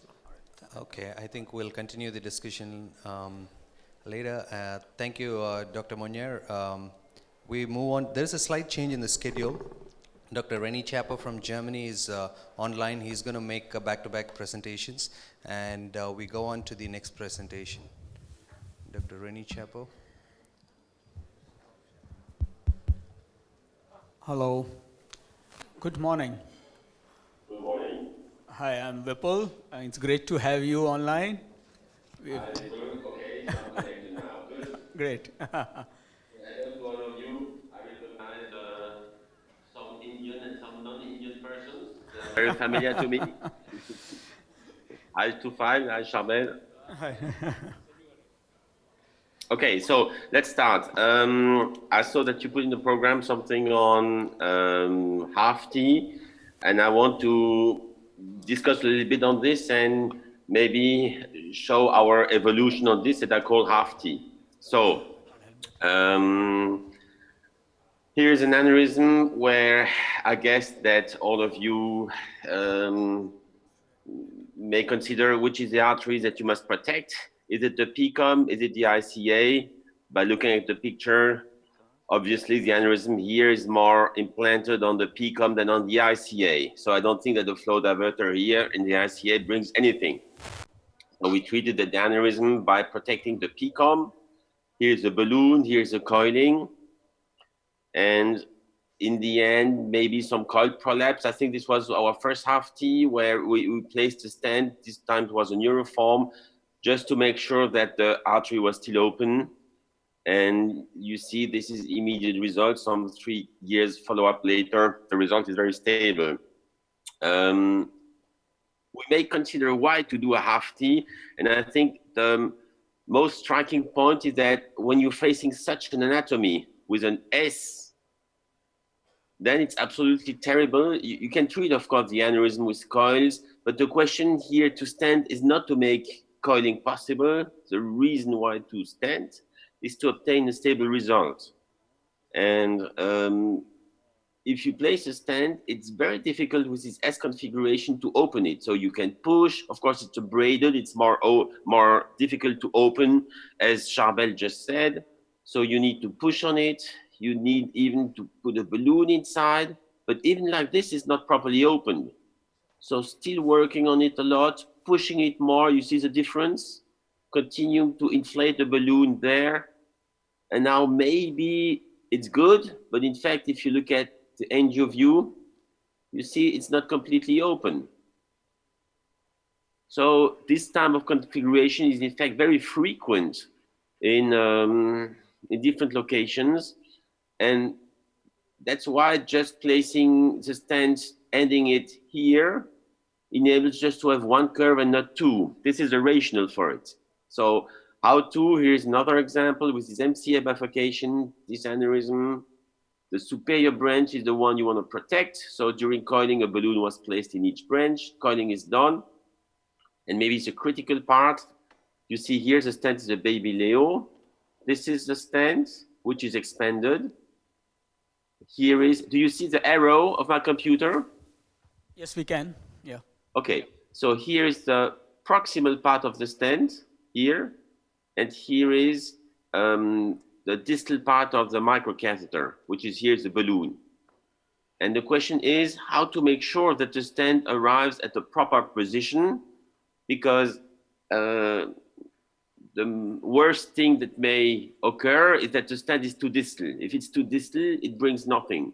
Too proximal, it may be okay, but too distal brings nothing. And in fact, if you release it, you must not consider the proximal part of the stent, but you must consider the distal part of the catheter, because there's always some fourth shortening of the stent itself. And this is why when you want to release, you must consider that your stent is going to end here and not there. And while looking at this precisely, you see now we released it. We released it probably when the end was here, and here is where the catheter is. But don't think that at this position, the stent will end here. It's always much shorter. So here we are with these results. And okay, we've been doing this quite often, and we do it on a systematic way. The question now is, if you want to treat this aneurysm, why not placing the stent just like a clip from one end to the other one? And in fact, it's the most logical treatment. If the stent is there, maybe it's flow diversion, but in fact, flow diversion, you somehow understand what it is, but you cannot really measure what it is. For me, the main goal is to avoid the artery here to be able to expand for further aneurysm growth. And if the stent is wrapped around the neck, just like a clip would be, I guess that this could be the most efficient way. I just heard before what Tufile said. So this is interesting. We should compare our data to Tufile to know whether this is effective or not. At least here's the result and some follow-up later. And the question is how to achieve this kind of results. And here another example. Here I should have a video with this MCA bifurcation. Again, the vessel which is the most likely to occlude is this one, the inferior one, not the superior one. And here we protect with our two balloons. We call the aneurysm. And then we're about to bring in the stent. And the question is how to have the stent being placed from one artery extending to the other one. And the answer is quite simple. You see here's a video, get with the wires to the proximal part. So now we're just brought our wires through the stent. In fact, you're never sure. So sometimes it may cross along the stent, but here you will feel some kind of resistance. And if you take a stent which does not have flared ends, you see here, obviously not sure that we were at the right position. So we need to readapt the position of wire or try to go again. Look at the positions here of the stent. You see that we're pushing it now. And now we're just about to replace the stent from the inferior division branch to the superior division branch. Now you see that the position of the stent changed. This is how it looks like. And here we are. And this is what we call extended half T. When the half T, we chose this name because when we did T stenting, out of 60 T stenting, we had 6 thromboembolic complications where we had to remove the stent. So 10% complication is too high. So maybe it depends on the kind of stents that I used. Those were maybe mostly with baby Leos. So at least T stenting with baby Leos is at quite important ischemic risk. This is why we stopped using a long one, just making a half T. And here's another example with 2 balloons, the coiling. Here's the first video is to show where to place the stent precisely, because this is often the point where it may be argued that the placement is a bit difficult. So here is the distal part of the stent. You see the proximal part here. So again, distal part. And then here's a proximal part. We're still taking it a bit more proximal. Here is a proximal part. So we pulled it backwards. And if we're going to release it now, the stent is going to stay here. So let's see what happens, or maybe a little more.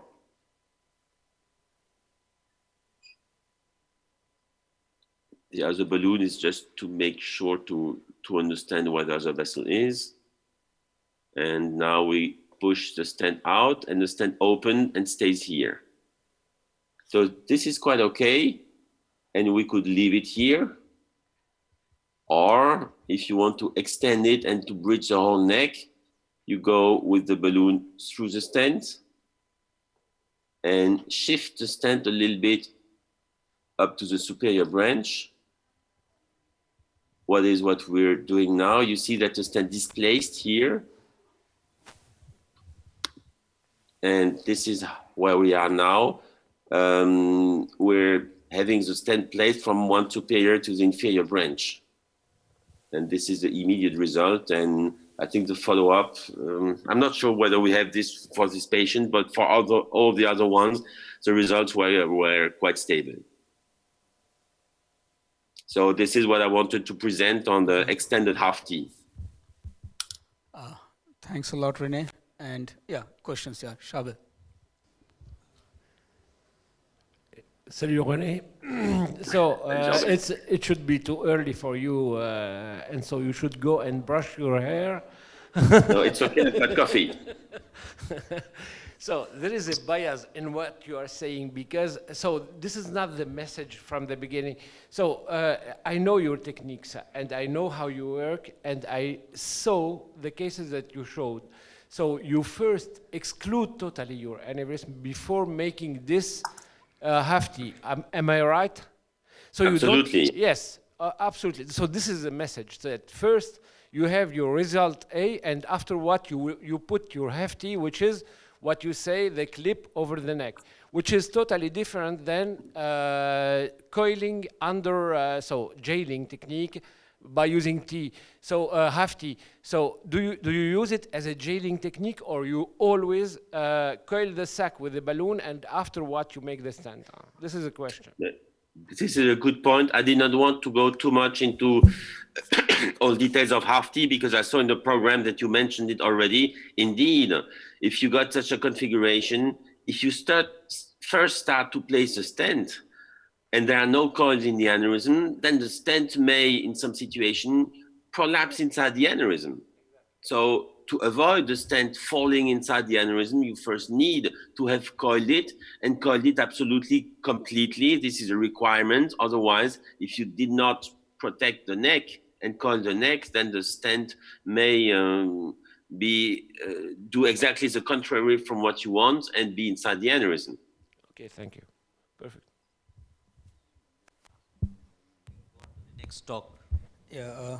Next talk, please. Rene, can you show this case? You have shown some pictures to us before where used on one branch you use a stent and another branch a balloon, you know? Yes, yeah, sure. Yeah. And then you have just one or two cases like that, just to explain the concept to people that, you know, in rather than two absolutely. stents. Yes. Now I understand what you mean. If you have two division branches to protect, you have the choice between different materials. And this discussion is a bit of a theoretical one, if it should be a balloon or a stent, because each of the devices have advantages and drawbacks. Still, there is one point to consider when two balloons are inflated, which is that as soon as you inflate balloon number 2, you completely block the main trunk and both balloons are shifted forward. And this always happens. You cannot avoid it. And to avoid this problem, one way to do is first to use a combination of one balloon and one stent. If you have this combination, you have a much more stable result. Interesting is, and probably this is the important safety message related to this, whenever the stent is deployed and the balloon has to be placed before the stent, of course, otherwise you may risk to displace the stent. But once the stent is placed and the balloon is inflated, you call the aneurysm, but when you withdraw the deflated balloons, there never has been a displacement of the stent. So it's absolutely possible to deflate the balloon and withdraw it without taking any risk on the position of the stent. Great. You know what, we'd like to share like one case, you know, I'd seen some pictures sent by you in the past showing such a thing when you use one stent and one balloon. We can even come back after 5-10 minutes if you have to look through your computer and we can come back to you. Yes, I can find this. Give me a couple of minutes and I'll find you the picture. So we'll have one talk here and then we'll come back to you in another 10 minutes. Okay. Is it fine? Yeah. Is it okay? Yeah, that's fine. Great. Thank you. Okay, if there is a plan, then we move on to the next talk by Dr. Oishi, microstent assisted coiling, the pearls.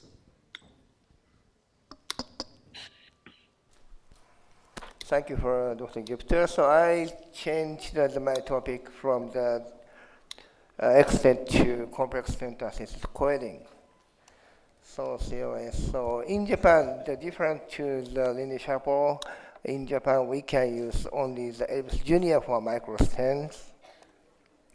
So I have the experience of 100 patients, 130 annuals for Elvis Junior stents. So the first case is Elvis Junior, the horizontal stenting. So this is a case of unruptured right MCA annulus. You can see the very acute angle of the slippery branch of the M2.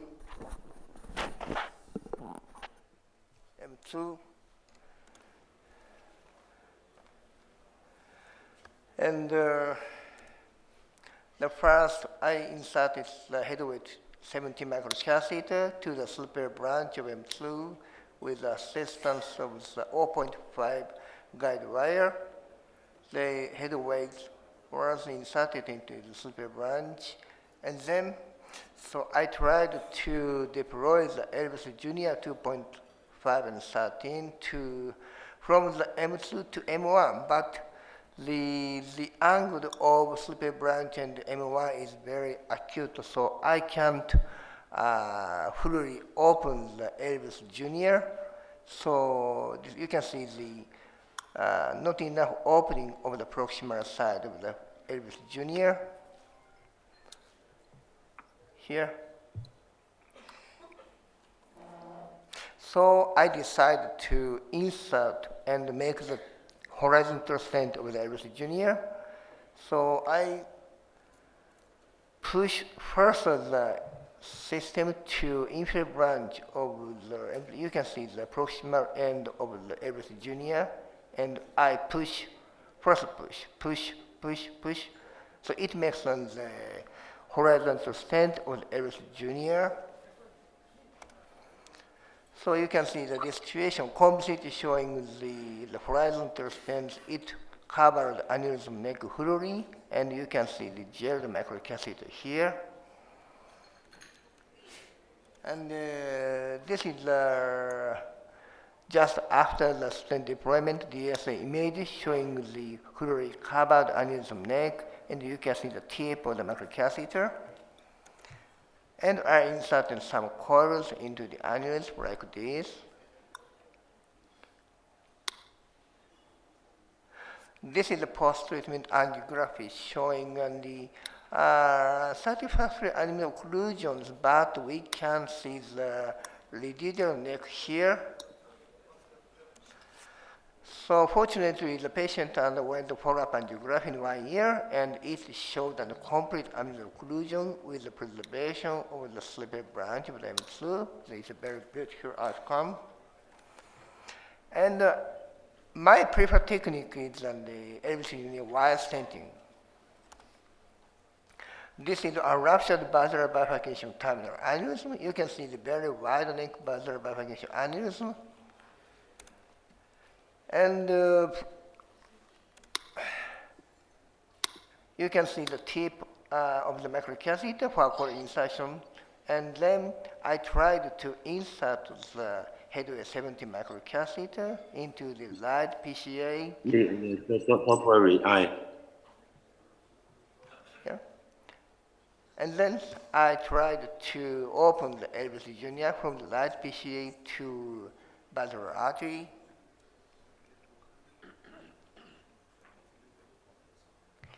So we have to try the appropriate opening here, so acute bending angle.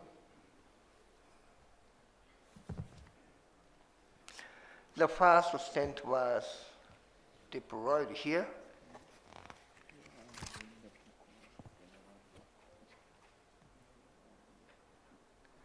And then, so J-shaped microguide wire inserted into the already pressed Elvis Junior, and then this is the microcatheter.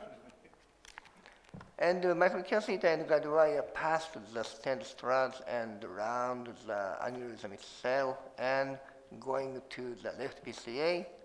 And the microcatheter was advanced into the deep distal PCA, and I made it the straight And then the second Elvis Junior was deployed like this. You can see the tip of the microcatheter here and deployed.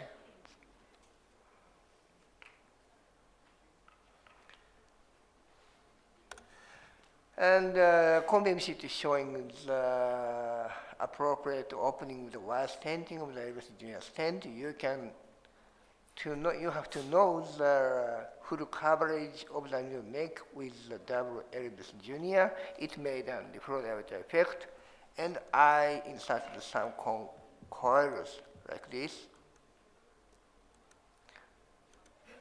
Yes. And this is on the And this slide shows on the post-treatment angiography showing the very good occlusion of the annulus and preservation of the both PCA. And 1 year follow-up angiography showing the complete annulus occlusion without the recurrence, and furthermore, the both PCA is preserved. This is another case of the left MCA wide neck aneurysm and bilobal aneurysm. In this case, I tried to put on the Elvis Junior from the superior branch and M1, but the origin of inferior branch is stenotic, so I tried to insert another stent to the inferior branch to open the stenotic segment. So this is the catheter, and the Elvis Junior, second Elvis Junior stent was deployed to make an Y configurations.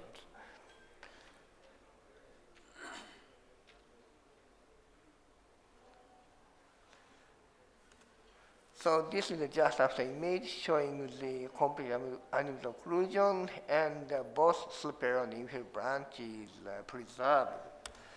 So the post-treatment diffusion weighted image showing the single high-intensity signal in the patient is no problem. And you have to know the opening of the stenotic segment of the inferior branch, and this is the before the wire stenting, this is the post-wire stenting. You have to know the good preservation of the inferior branch with M2. And 1 year follow-up angiography showing the complete occlusion and with the preservation of the superior and inferior branch. So this is another case of this patient underwent a small ACOM with the remodel technique, and just after the aneurysm was completely occluded, but 8 years later, the patient suffered from a significant recurrence of aneurysm regrowth. In such a case, I prefer to use a wire stent technique.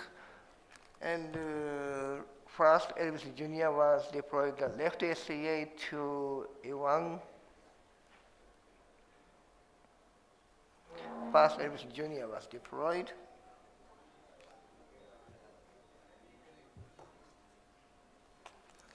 Yes. Sorry.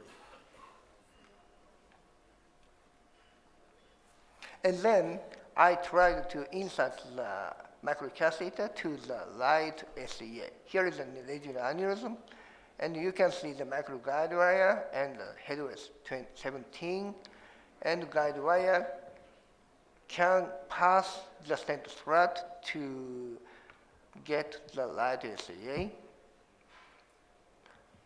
The microguide wire going to the distal SCA, and then the tip of the head will easily go to the right SCA.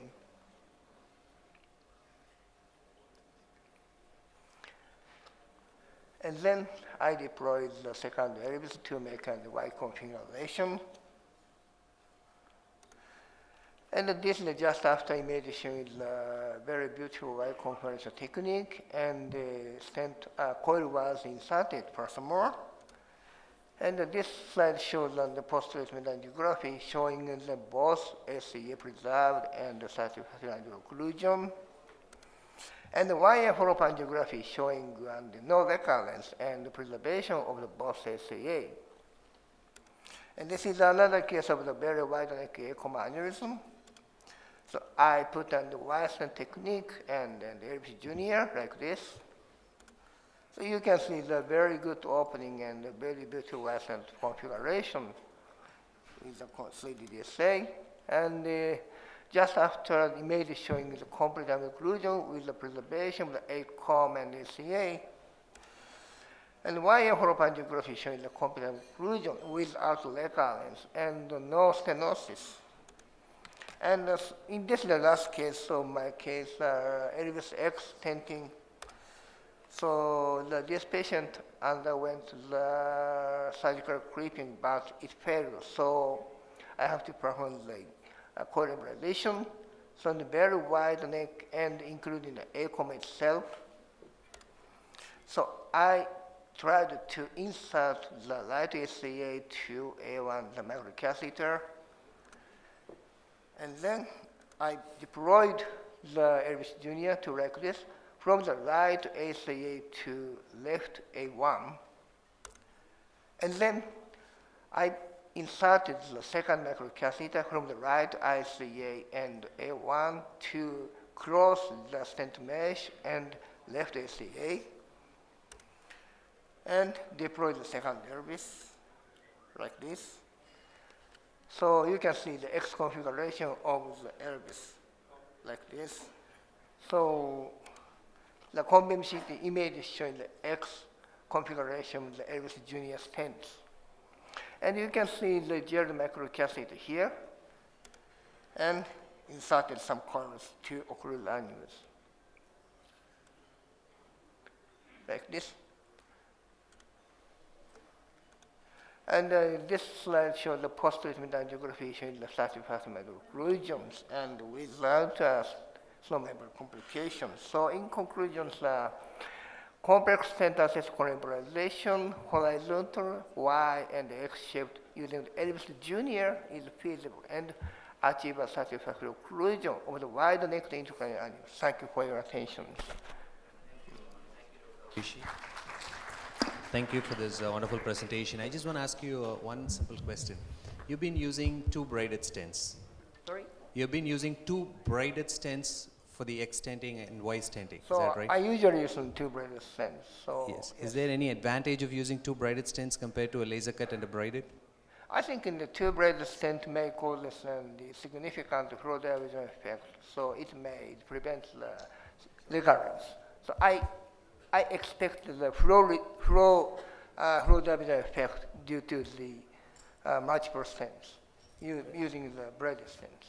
So yes, if we use the laser cut stent, for example, Neurohome Enterprise, the metal carbon neck ratio is very low, so I can get the flow diversion effect. So I prefer the braided stents. Any views from the faculty with regards to combining the stents? I would like to ask Professor Henkes about this. I mean, in this kind of complex bifurcation, what is his approach? He uses, what kind of devices would you use? I think the main issue with these braided stents are, one, the low radial force. They are very flimsy. They have very little stability. It's certainly true that the combination of these 2 braided stents is creating a significant flow diverting effect. That's the beauty of the technique. The downside is that you have a lot of material in the artery. And it's simply impossible to imagine that ever endothelialization will take place. You'll have forever foreign material on the way. So it's a balance between the good flow diverting effect and there's certainly poor material, a lot of material on the way in front of the aneurysm. So I personally wouldn't do it because I have a concern, an emotional concern with this material, but I know it works. It's certainly not a major clinical risk.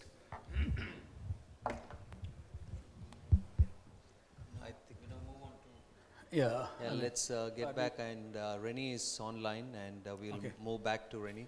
Thank you, Dr. Oishi. Thank you so much. We'll move back to Rennie to hear from him. Okay. Hello, can you hear me?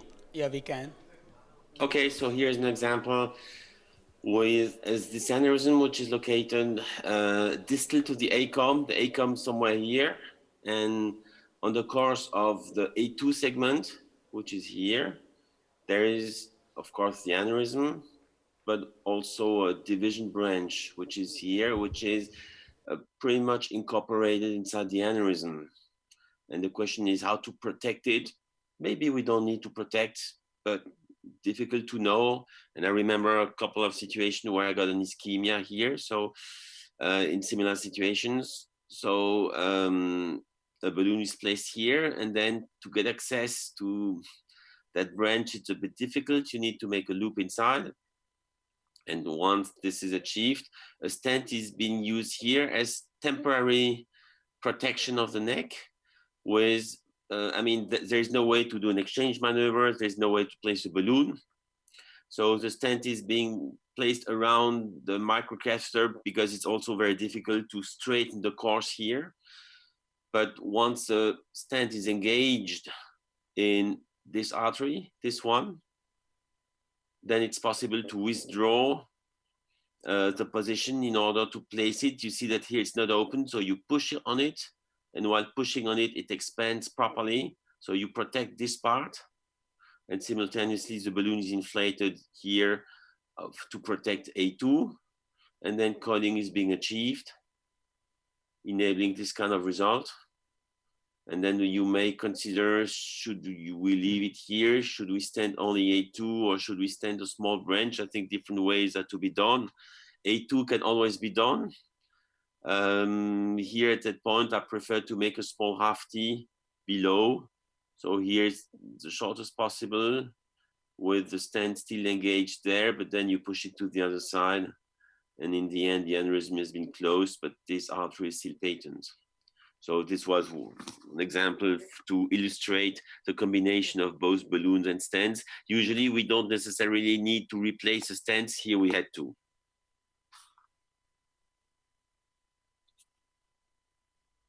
Yeah, so can we move on to your next talk? I think it was on Absolutely. stent complications. Yeah. Try to go like this. I must share the screens, and now it should be possible. So what to do if the stent is not doing what you want to? Because of course problems occur, and here we have this ACOM, which is being treated balloon-assisted coiling, stenting in the end, and normally it goes on fine if you make different tests to make sure that the anti-aggregation is fine, but you know that the reliability of this test is not perfect. And 1 hour and 10 minutes later, obviously the patient is not doing that fine. There's a reduction in the perfusion, and you see that if the stent is not properly visible, it means that the patient must have been put back on the table. So obviously it became symptomatic, even if I find that the picture is not that striking. But if you look closer, something is missing there. So the question may be considered what to do. Should we push the anti-aggregation, giving ReoPro? Of course, this is a way to do. And of course, this is something what we do also, but we had a couple of situations with a major bleeding because then you reach such a high level of anti-aggregation that you go from not enough anticoagulated to too much anticoagulated. And here, one of the options is probably to take the stent out. And to take the stent out, what we have here looks like a lasso. And with the lasso, we are grabbing the stent to bring it down. And maybe here we can illustrate. We have here first a solitaire with the first microcatheter in order to elongate the stent. And then you can see the lasso, which is being first placed around the first catheter, which is now grabbing the stent. Maybe I can show this video again. You see that the lasso is on monorail around catheter number 1, whereas the solitaire is. And this way we're able to elongate the stent and bring the lasso around. Okay, and here we are by taking it back and taking it out. And in all the situations, one point that may be also considered is how often do the coils come out? So maybe, and probably it's related to the fact that the stent is placed in the end. So we first balloon remodel, but each time we took the stent out, we never had the coils protruding and coming out. We've been doing this close to 40 times, so I think it's the likelihood for the coils to displace is very low. Okay, so again, the principle, you have your stent, which is doing something else than what you expect for it. And of course, if you got some flared ends, the flared ends make it very easy just to push an open lasso to take it out. But if you have, for instance, a pipeline, the pipeline is usually very well opposed, and then it's very difficult to take it out. So catheter number 1, catheter number 2, then we place a lasso, a small one, a 2 millimeter. Then we catheterize with catheter number 2 through the lasso, which is usually very straightforward. Here we bring a solitaire, and we partially open the solitaire and push it open against the stent. So we then resheet it by pushing the catheter on it, and we try to grab one wire. And once the wire is grabbed, we pull on it. By pulling, we elongate the stent, and this works for, I think, all the stents. And once it's elongated, you can bring the lasso around, close the lasso and take it out. Another example, this MCA, with coiling, with a half T, we were very happy with the results until 1 hour later, patient deteriorated, and you see that one branch is missing. So how to proceed? Maybe you can see here both catheters, number 1, number 2, and the lasso, which is already, number 2 is already through the lasso. Here we are, number 1 with the lasso, then catheterizing with number 2 through it. Then we take here a solitaire in order to be able to grab, because with the lasso you cannot grab it. Then we start to elongate, pull it, and if you continue to pull, you lose it. So it's not enough. And then we bring the lasso around, close it, and retrieve it.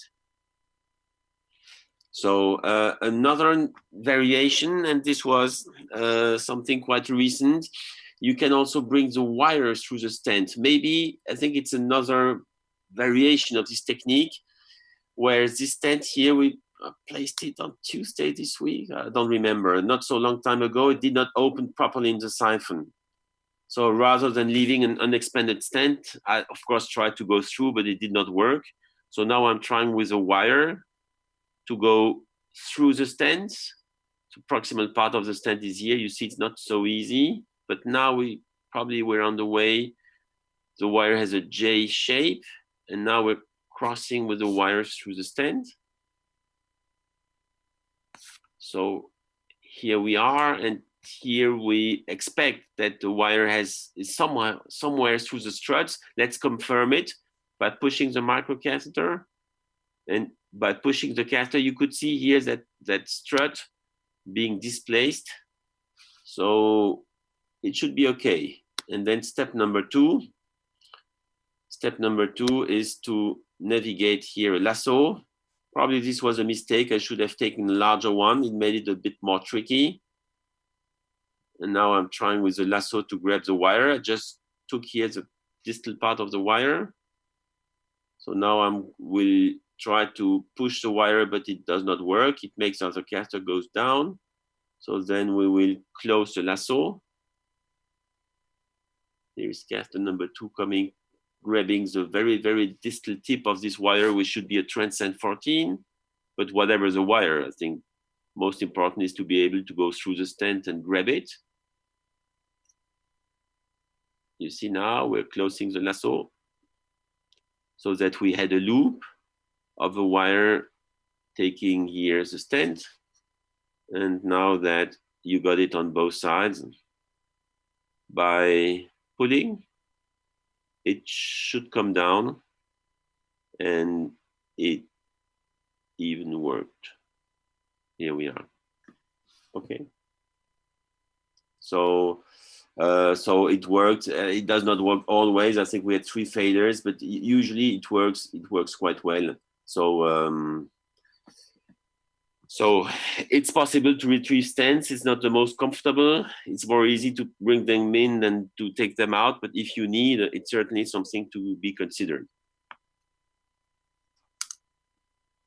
Okay, that was it.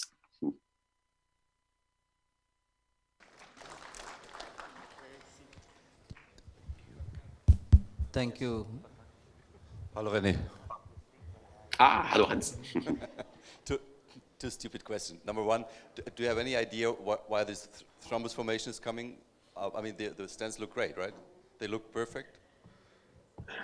Probably there's a difference in thrombogenicity of the stents, but I think we had thrombosis with all stents. So why does thrombose occur?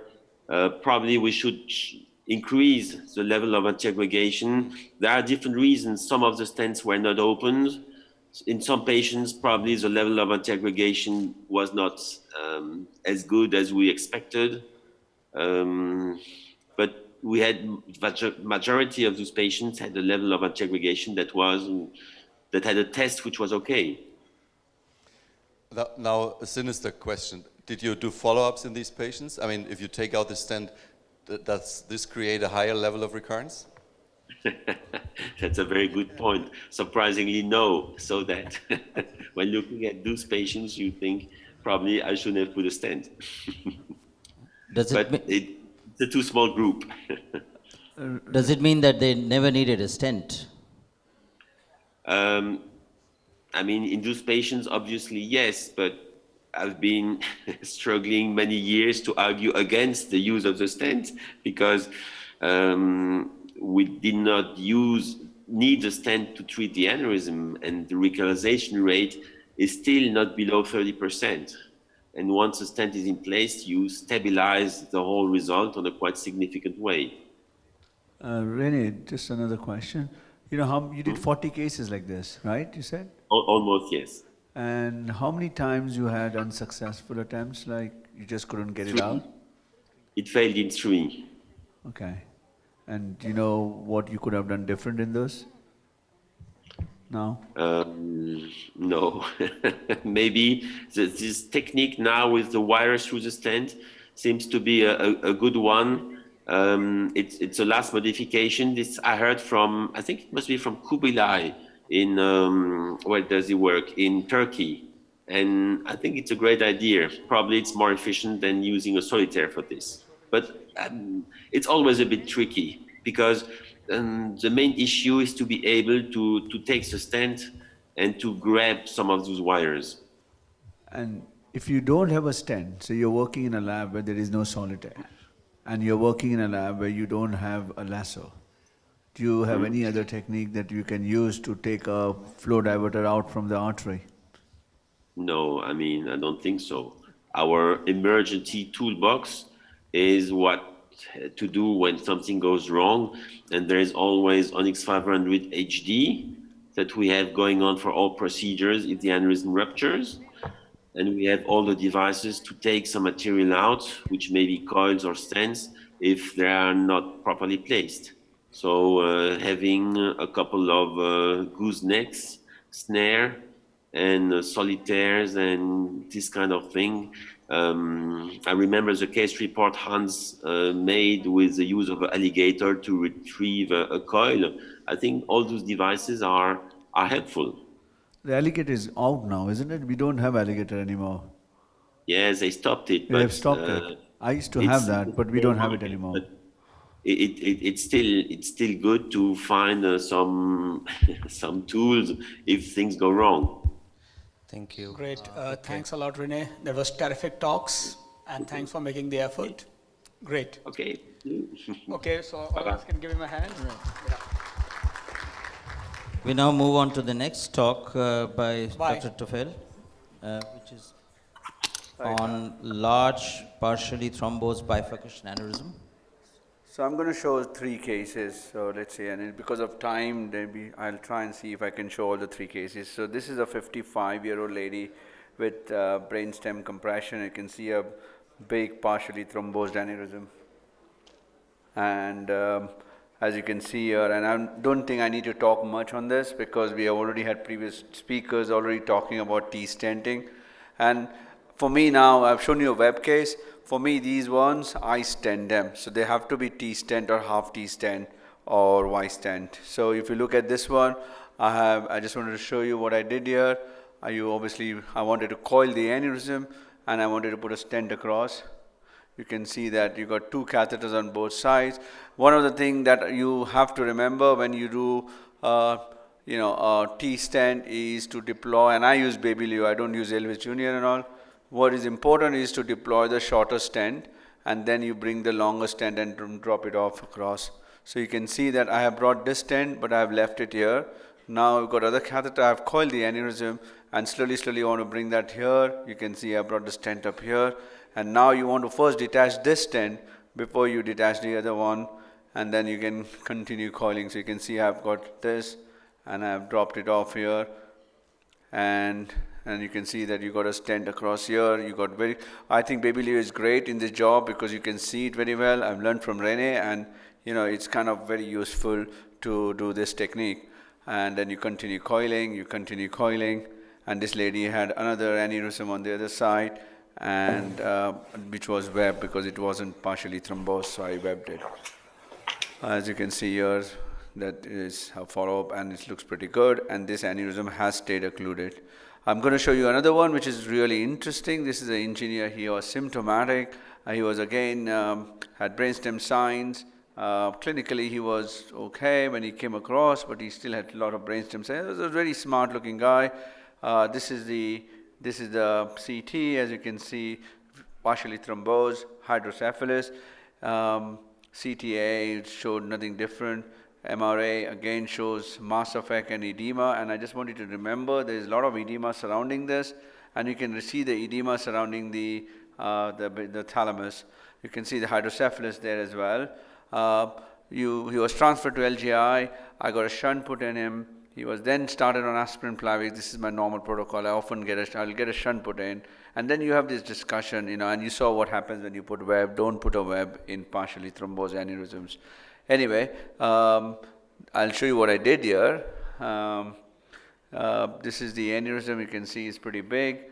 It's slightly off on the right P1, and you can see the angiogram. And I decided, guess what? I put a web. Okay, so I put a web in this aneurysm. At this time, the idea about partially thrombosed aneurysm was completely different. But I was going to put a stent here. I wasn't going to put just a web. So you can see there's a catheter across, and I was trying to put a Baby Leo. And the Baby Leo, I don't know how many of you are using Baby Leos. It's a great stent, but sometimes it can have a problem to kind of detach, and you can get into trouble.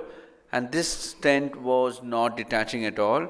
And every time I was trying to do it, the web was moving. So as I was trying to detach, the web was moving. Eventually, I managed to deploy the stent, but it got detached here, but it didn't detach very well. So I had to take it out. So you can see the stent wasn't very good. I tried to take it out, and eventually I lost it in the groin, but I took it out.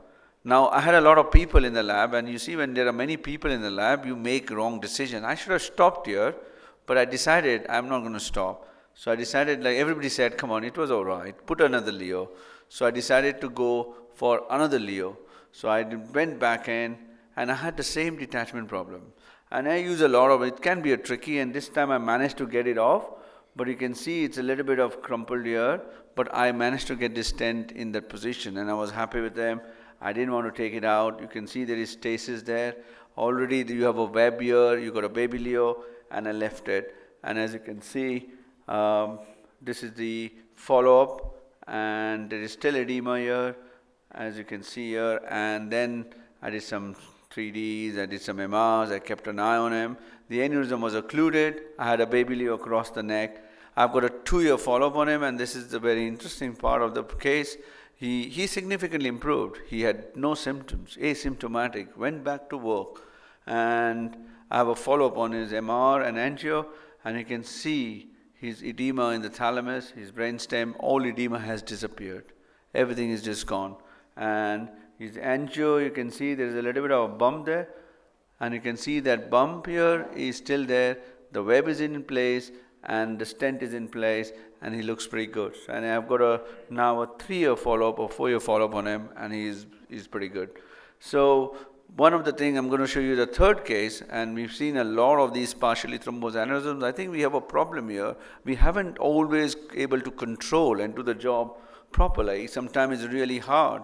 Here is a lady, and this is an ongoing case, so I haven't got an answer, and maybe you guys can give me some advice what you would do. But this is a young lady, 64 is pretty young, you know, we're all getting close to it. And it was a Ramadan month, and I was going to fast in the morning around 2 o'clock. So I was in the hospital at 2 o'clock in the morning, and my radiographer got a call saying I knew this lady was in, and she was big, giant, partially thrombosed aneurysm, and she blew her pupil, okay, at 2 o'clock in the morning. So I brought her down, and I wasn't very, you can see this? And you can see the angiogram, and I coiled it. Okay, as you can see, there was recurrence, and I coiled that. One sec. This is, I have to, there are some more images here. Let me just,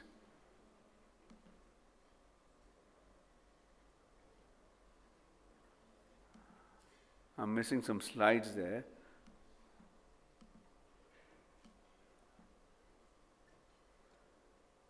Okay, I have missed some images somewhere else. There is a teleconference talks.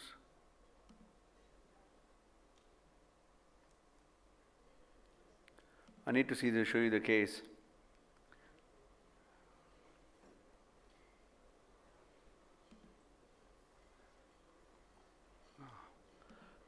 Right, okay, so some images are missing, unfortunately, in this. I don't know where, after so many talks in it, I think it gets just confusing where you have missed images. Let me just, sorry?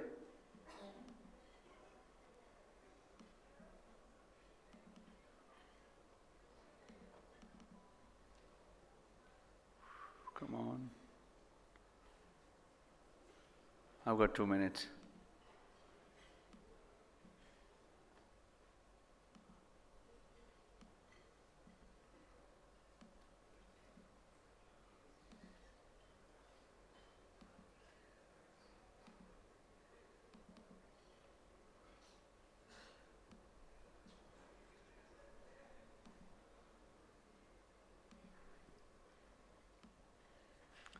So,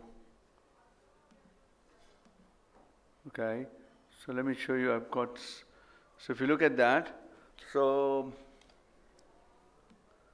I think the images are here, okay.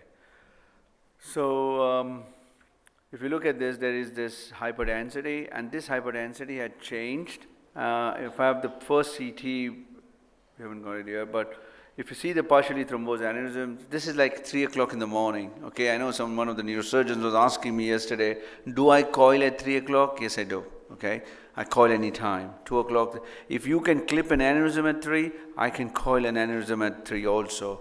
So here it is. You can see that, and I brought it down, and you can see that it was a massive aneurysm. Not a nice thing to take at 3 o'clock in the morning, and but I am crazy.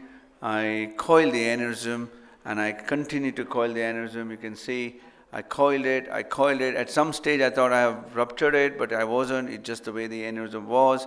And this was my end result, and I was kind of left it at that time.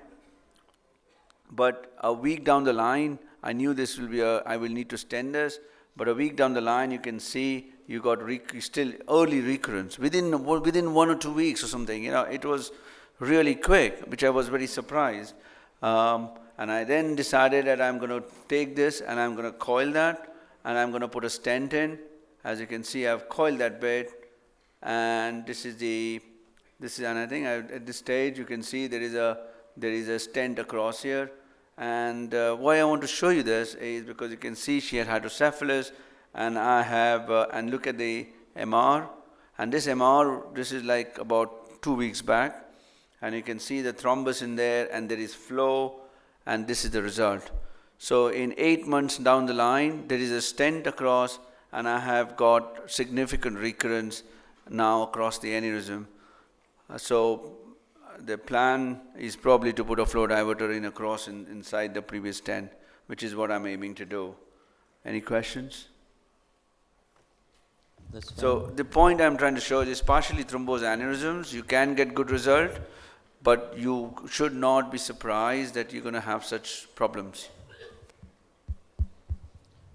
Thank Okay. you very much. We have been particularly told that no question answers because we are running short of time, and sorry for that.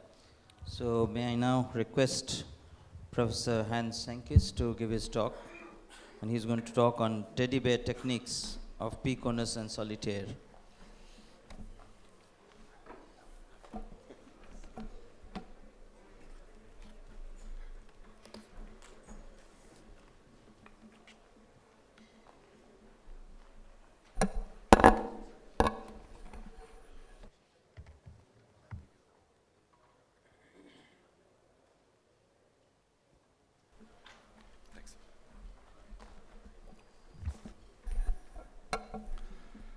This is a relatively simple solution for a nasty problem.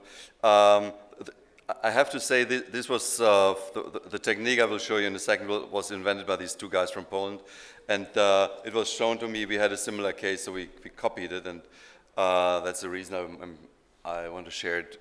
So this is the case from Poland. What you see here is a MCA aneurysm, and if you look carefully, you see that there is a sac coming just off, visible here. There's a sac just coming off an artery just coming off the aneurysm. So this is the superior branch, the inferior branch, and just from the middle of the aneurysm sac is one artery coming off. There's a trifurcation which was obviously blown up. And the idea was very simple. First, put a P-conus into the aneurysm, then go through the P-conus and put a solitaire through the P-conus and the afferent artery to the middle afferent artery. Then that's the Polish style. We didn't do this. Use a balloon inside the solitaire and inside the P-conus for coiling and coiling the aneurysm. So the combination is P-conus, solitaire for the afferent artery in the middle, hyperform to block the solitaire and coiling the arteries thereafter. Our friends from Poland had only P-conus with this nylon cross. I will show you later. So they obviously used a little knife to remove the nylon cross from inside. You can do it very easy. If you're smoking, you have a lighter, you just use the lighter and you should burn away and wash the solitaire. It's very fast. And so this is, they call it the phase number one, putting the P-conus inside the aneurysm, which is done here, followed by the phase number B, going with the solitaire through the P-conus. Here, see here the solitaire. Phase number 3, or C, you go with your balloon inside the solitaire. Phase number you coil the aneurysm. It's very, very simple, very straightforward. That's what they did. Coiling of the aneurysm, and with a pretty good result. You see here, all afferent arteries are patent, the aneurysm is occluded. There was some coil compaction during the follow-up, which was recoiled. In our case, which I show here, this is a ACOM aneurysm, the other was a MCA. The ACOM aneurysm, similar situation. This was the left A2, the right A2, and just from the aneurysm sac is this artery coming. At the first moment we thought, oh, that's a little artery, we don't care and just coil it, but we injected it and it was supplying a significant part of the brain, of the callosal brain, so we decided to copy this Polish technique. We didn't use a balloon, right? It's just a P-conus going through the P-conus with a solitaire. It looks like that. That's the P-conus. Through the P-conus, the solitaire, deploying the solitaire, coming back and coiling the aneurysm. This is the 3-month follow-up and the 1-year follow-up. There's no significant recolonization. The aneurysm is nicely obliterated. And to be honest, it's a very simple, very straightforward technique. There's no miracle. And I personally think you don't need the balloon. You just can trust that the solitaire will prevent the coils from falling from the aneurysm sac into the stent. We published it in the Interventional Neuroradiology Journal. And thank you very much for your attention. So, thank you. That was very crisp. Any burning questions? Otherwise, I think. just one short question. You use solitaire. Does any other stent work, or any particular reason to use solitaire in both the cases? We use solitaire because it's probably the most stable construct you have. It's more stable than any open cell stent, and it doesn't ovalize in the way the Enterprise is doing it. So it's more stable. That's the only reason. My second choice, if in case I would have no solitaire, I would probably use an Enterprise. Thank you. Right. That was really very interesting and educative session, and we thank all the speakers for that really great contribution. We are now moving on to an imaging symposium, which is to be online. Yeah. So that's by Dr. Sebastian Slidzinck. I'm sorry if I've pronounced the name wrong. Good afternoon, everybody. Can you hear me? Good afternoon. We can hear you. Good afternoon. My name is Sebastian Slidzinck, and I'm a clinical marketing specialist within the image-guided therapy department in Philips. And I would like to talk about the next generation of imaging technology in the field of the neurointervention.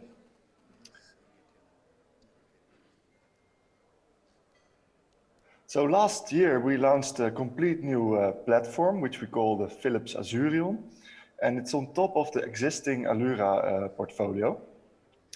Azurion is completely focused on integration, on lab integration, and on workflow. Before we launched the system, we first installed 20 limited edition sites all over the globe, and we closely monitored these sites to be sure that when we launched the system for the whole market, there were no bugs or so in it.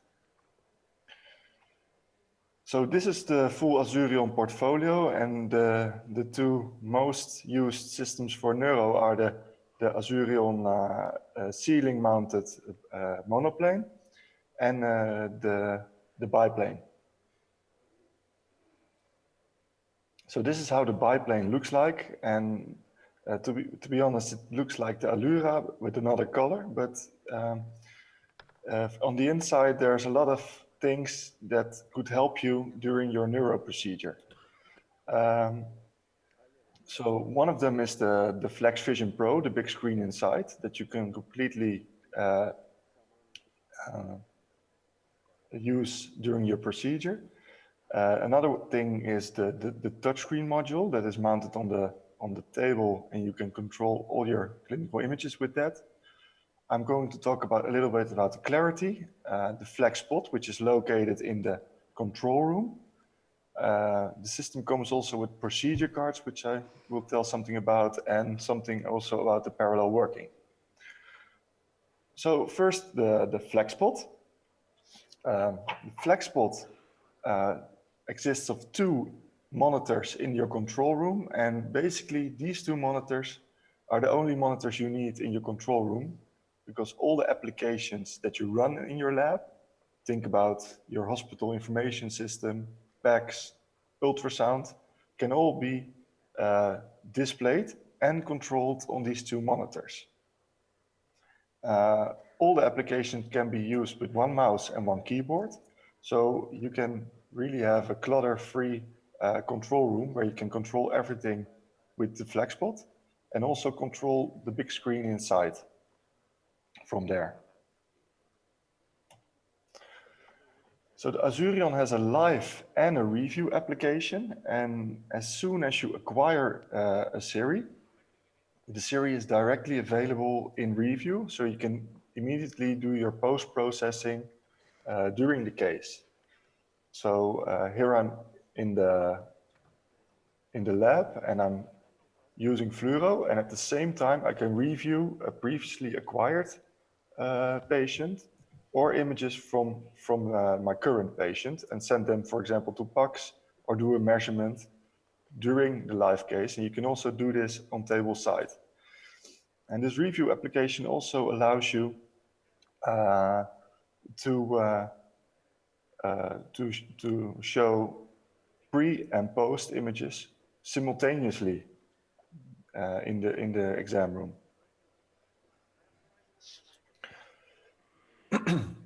So the big screen inside the room we call the FlexVision Pro, and all the applications that are connected to the system, so hospital information system, PACS, can all be controlled on this big screen.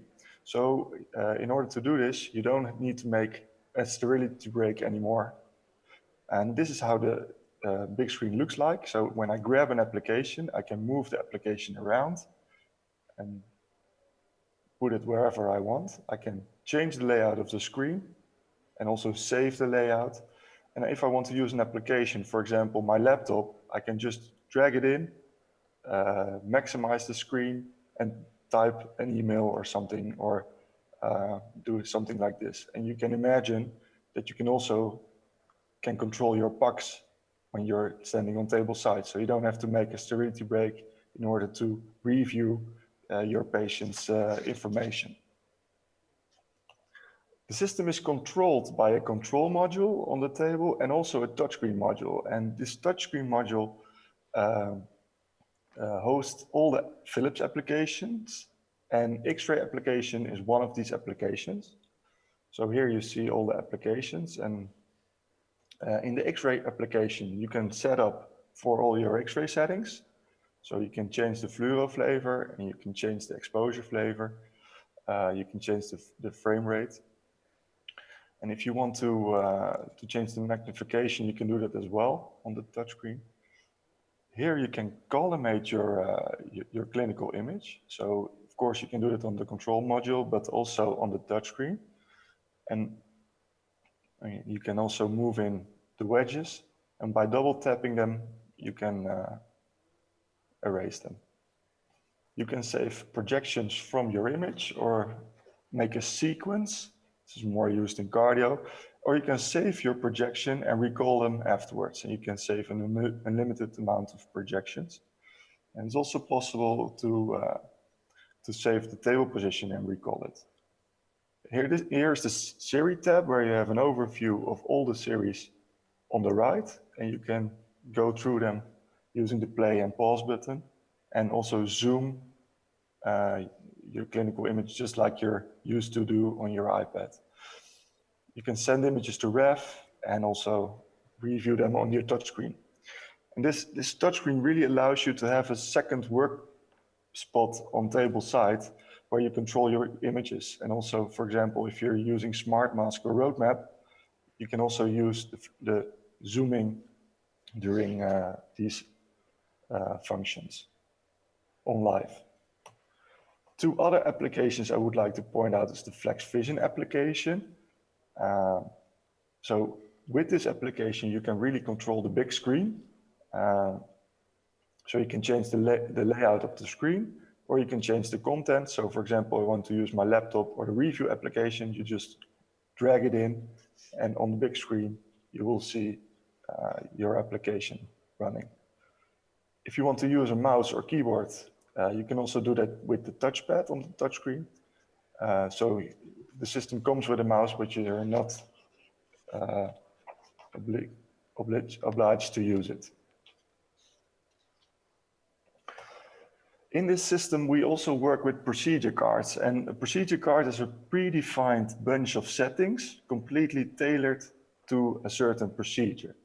So here I am in the procedure card manager, and here you can select which procedure card you want, and you can make these procedure cards.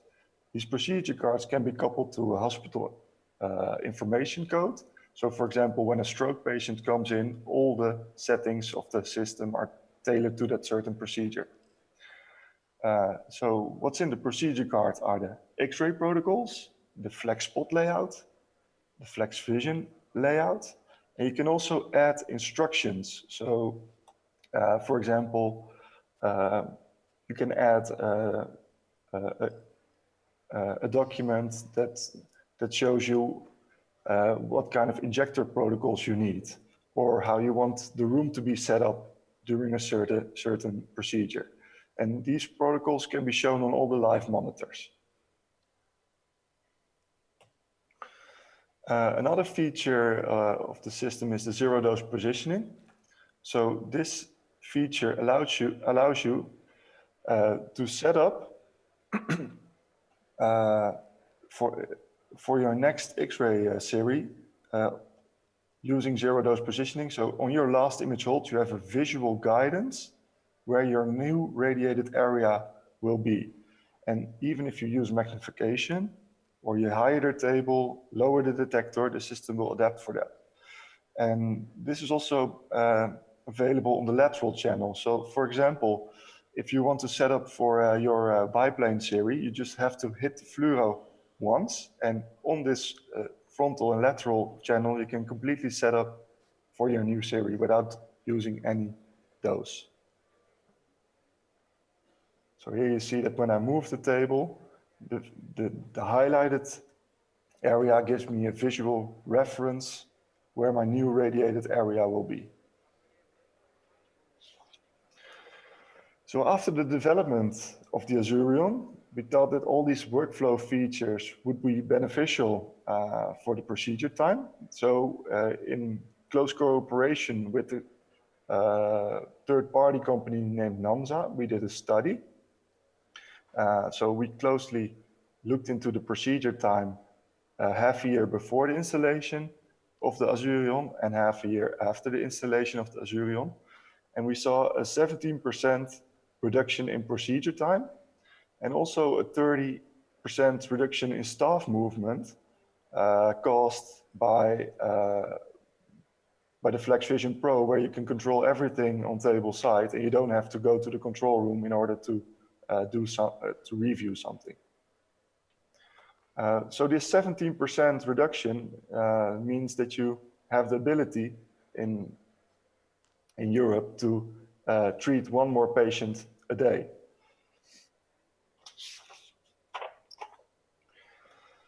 So this is something else I would like to show you. This is an image shot with an Azurion biplane with the Clarity technology. And Clarity allows the system to reduce the noise and increase the image quality. And you can really see the detail in all the small vessels in the peripheral vessels. So in neuro, we are able to reduce the dose by 73%. And this is not something we say within Philips, but this is the result of studies that are peer-reviewed by you guys. I now showed the system side, so all these functionality, but there are also there's also a wide variety of neuro applications that can help you during your procedure. And there are two applications I would like to point out, VASO-CT and the aneurysm flow. So the VASO-CT is a high-resolution scan that allows visualization of the vessels and devices in the brain. And you can do this with an intra-arterial injection or also a venous injection. This is an example of a VASO-CT where a web device was deployed and a VASO-CT was created afterwards in order to see the placement of the stent web device. Another tool is the aneurysm flow, and aneurysm flow is a tool that's used to quantify and visualize the flow in an aneurysm after the placement of a flow diverter stent.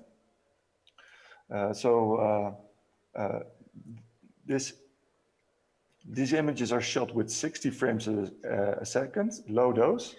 And after that, you can visualize and quantify the flow in the aneurysm.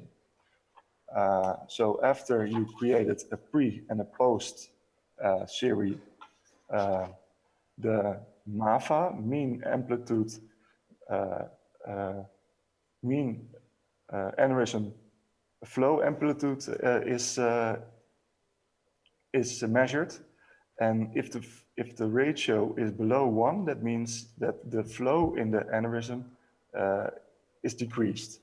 And this is really a tool to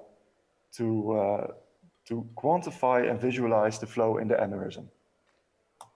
Thank you very much for your attention. Are there any questions in the audience? Seb, that's a wonderful presentation about the advancements that's happening with this machine, and I love the parallelly working with the touch screen. And when you adjust in the touch screen, does that translate immediately, automatically into the machine? All right. Okay, pleasure. Thanks for coming in. Yeah, so if you're using for example, if you're using fluoro and you have your live image on the touchscreen and you zoom it zooms on all the live images. So it works instantly. So you can zoom your previously acquired series, of course, but you can also zoom and pan during live. Good, and I also love the zero-dose positioning, which we have been using in Siemens for quite some time, and I'm happy that it's coming to Philips as well. Any questions from the audience? Is the flow information now available as a routine? I mean, or is it still experimental? With this tool, with the aneurysm flow, the aneurysm flow can calculate the MAFA ratio, but we still need to do studies in order to see what this ratio means. So when do you need to place a new stent, and when do you leave it like that? And we're still conducting studies to see on which ratio you have to do which step. All right. Thank you. Thank you. That was Thank great. you. Thanks for waiting for all the while. All right. No worries. Okay. Pleasure. Thank you, Seb. And we Thank are you for closing having the me. session now. Okay. And we break for lunch. Okay. We'll be back after half an hour. Half an hour at 2:15. 2:15 we'll restart this session. All right. Thank you.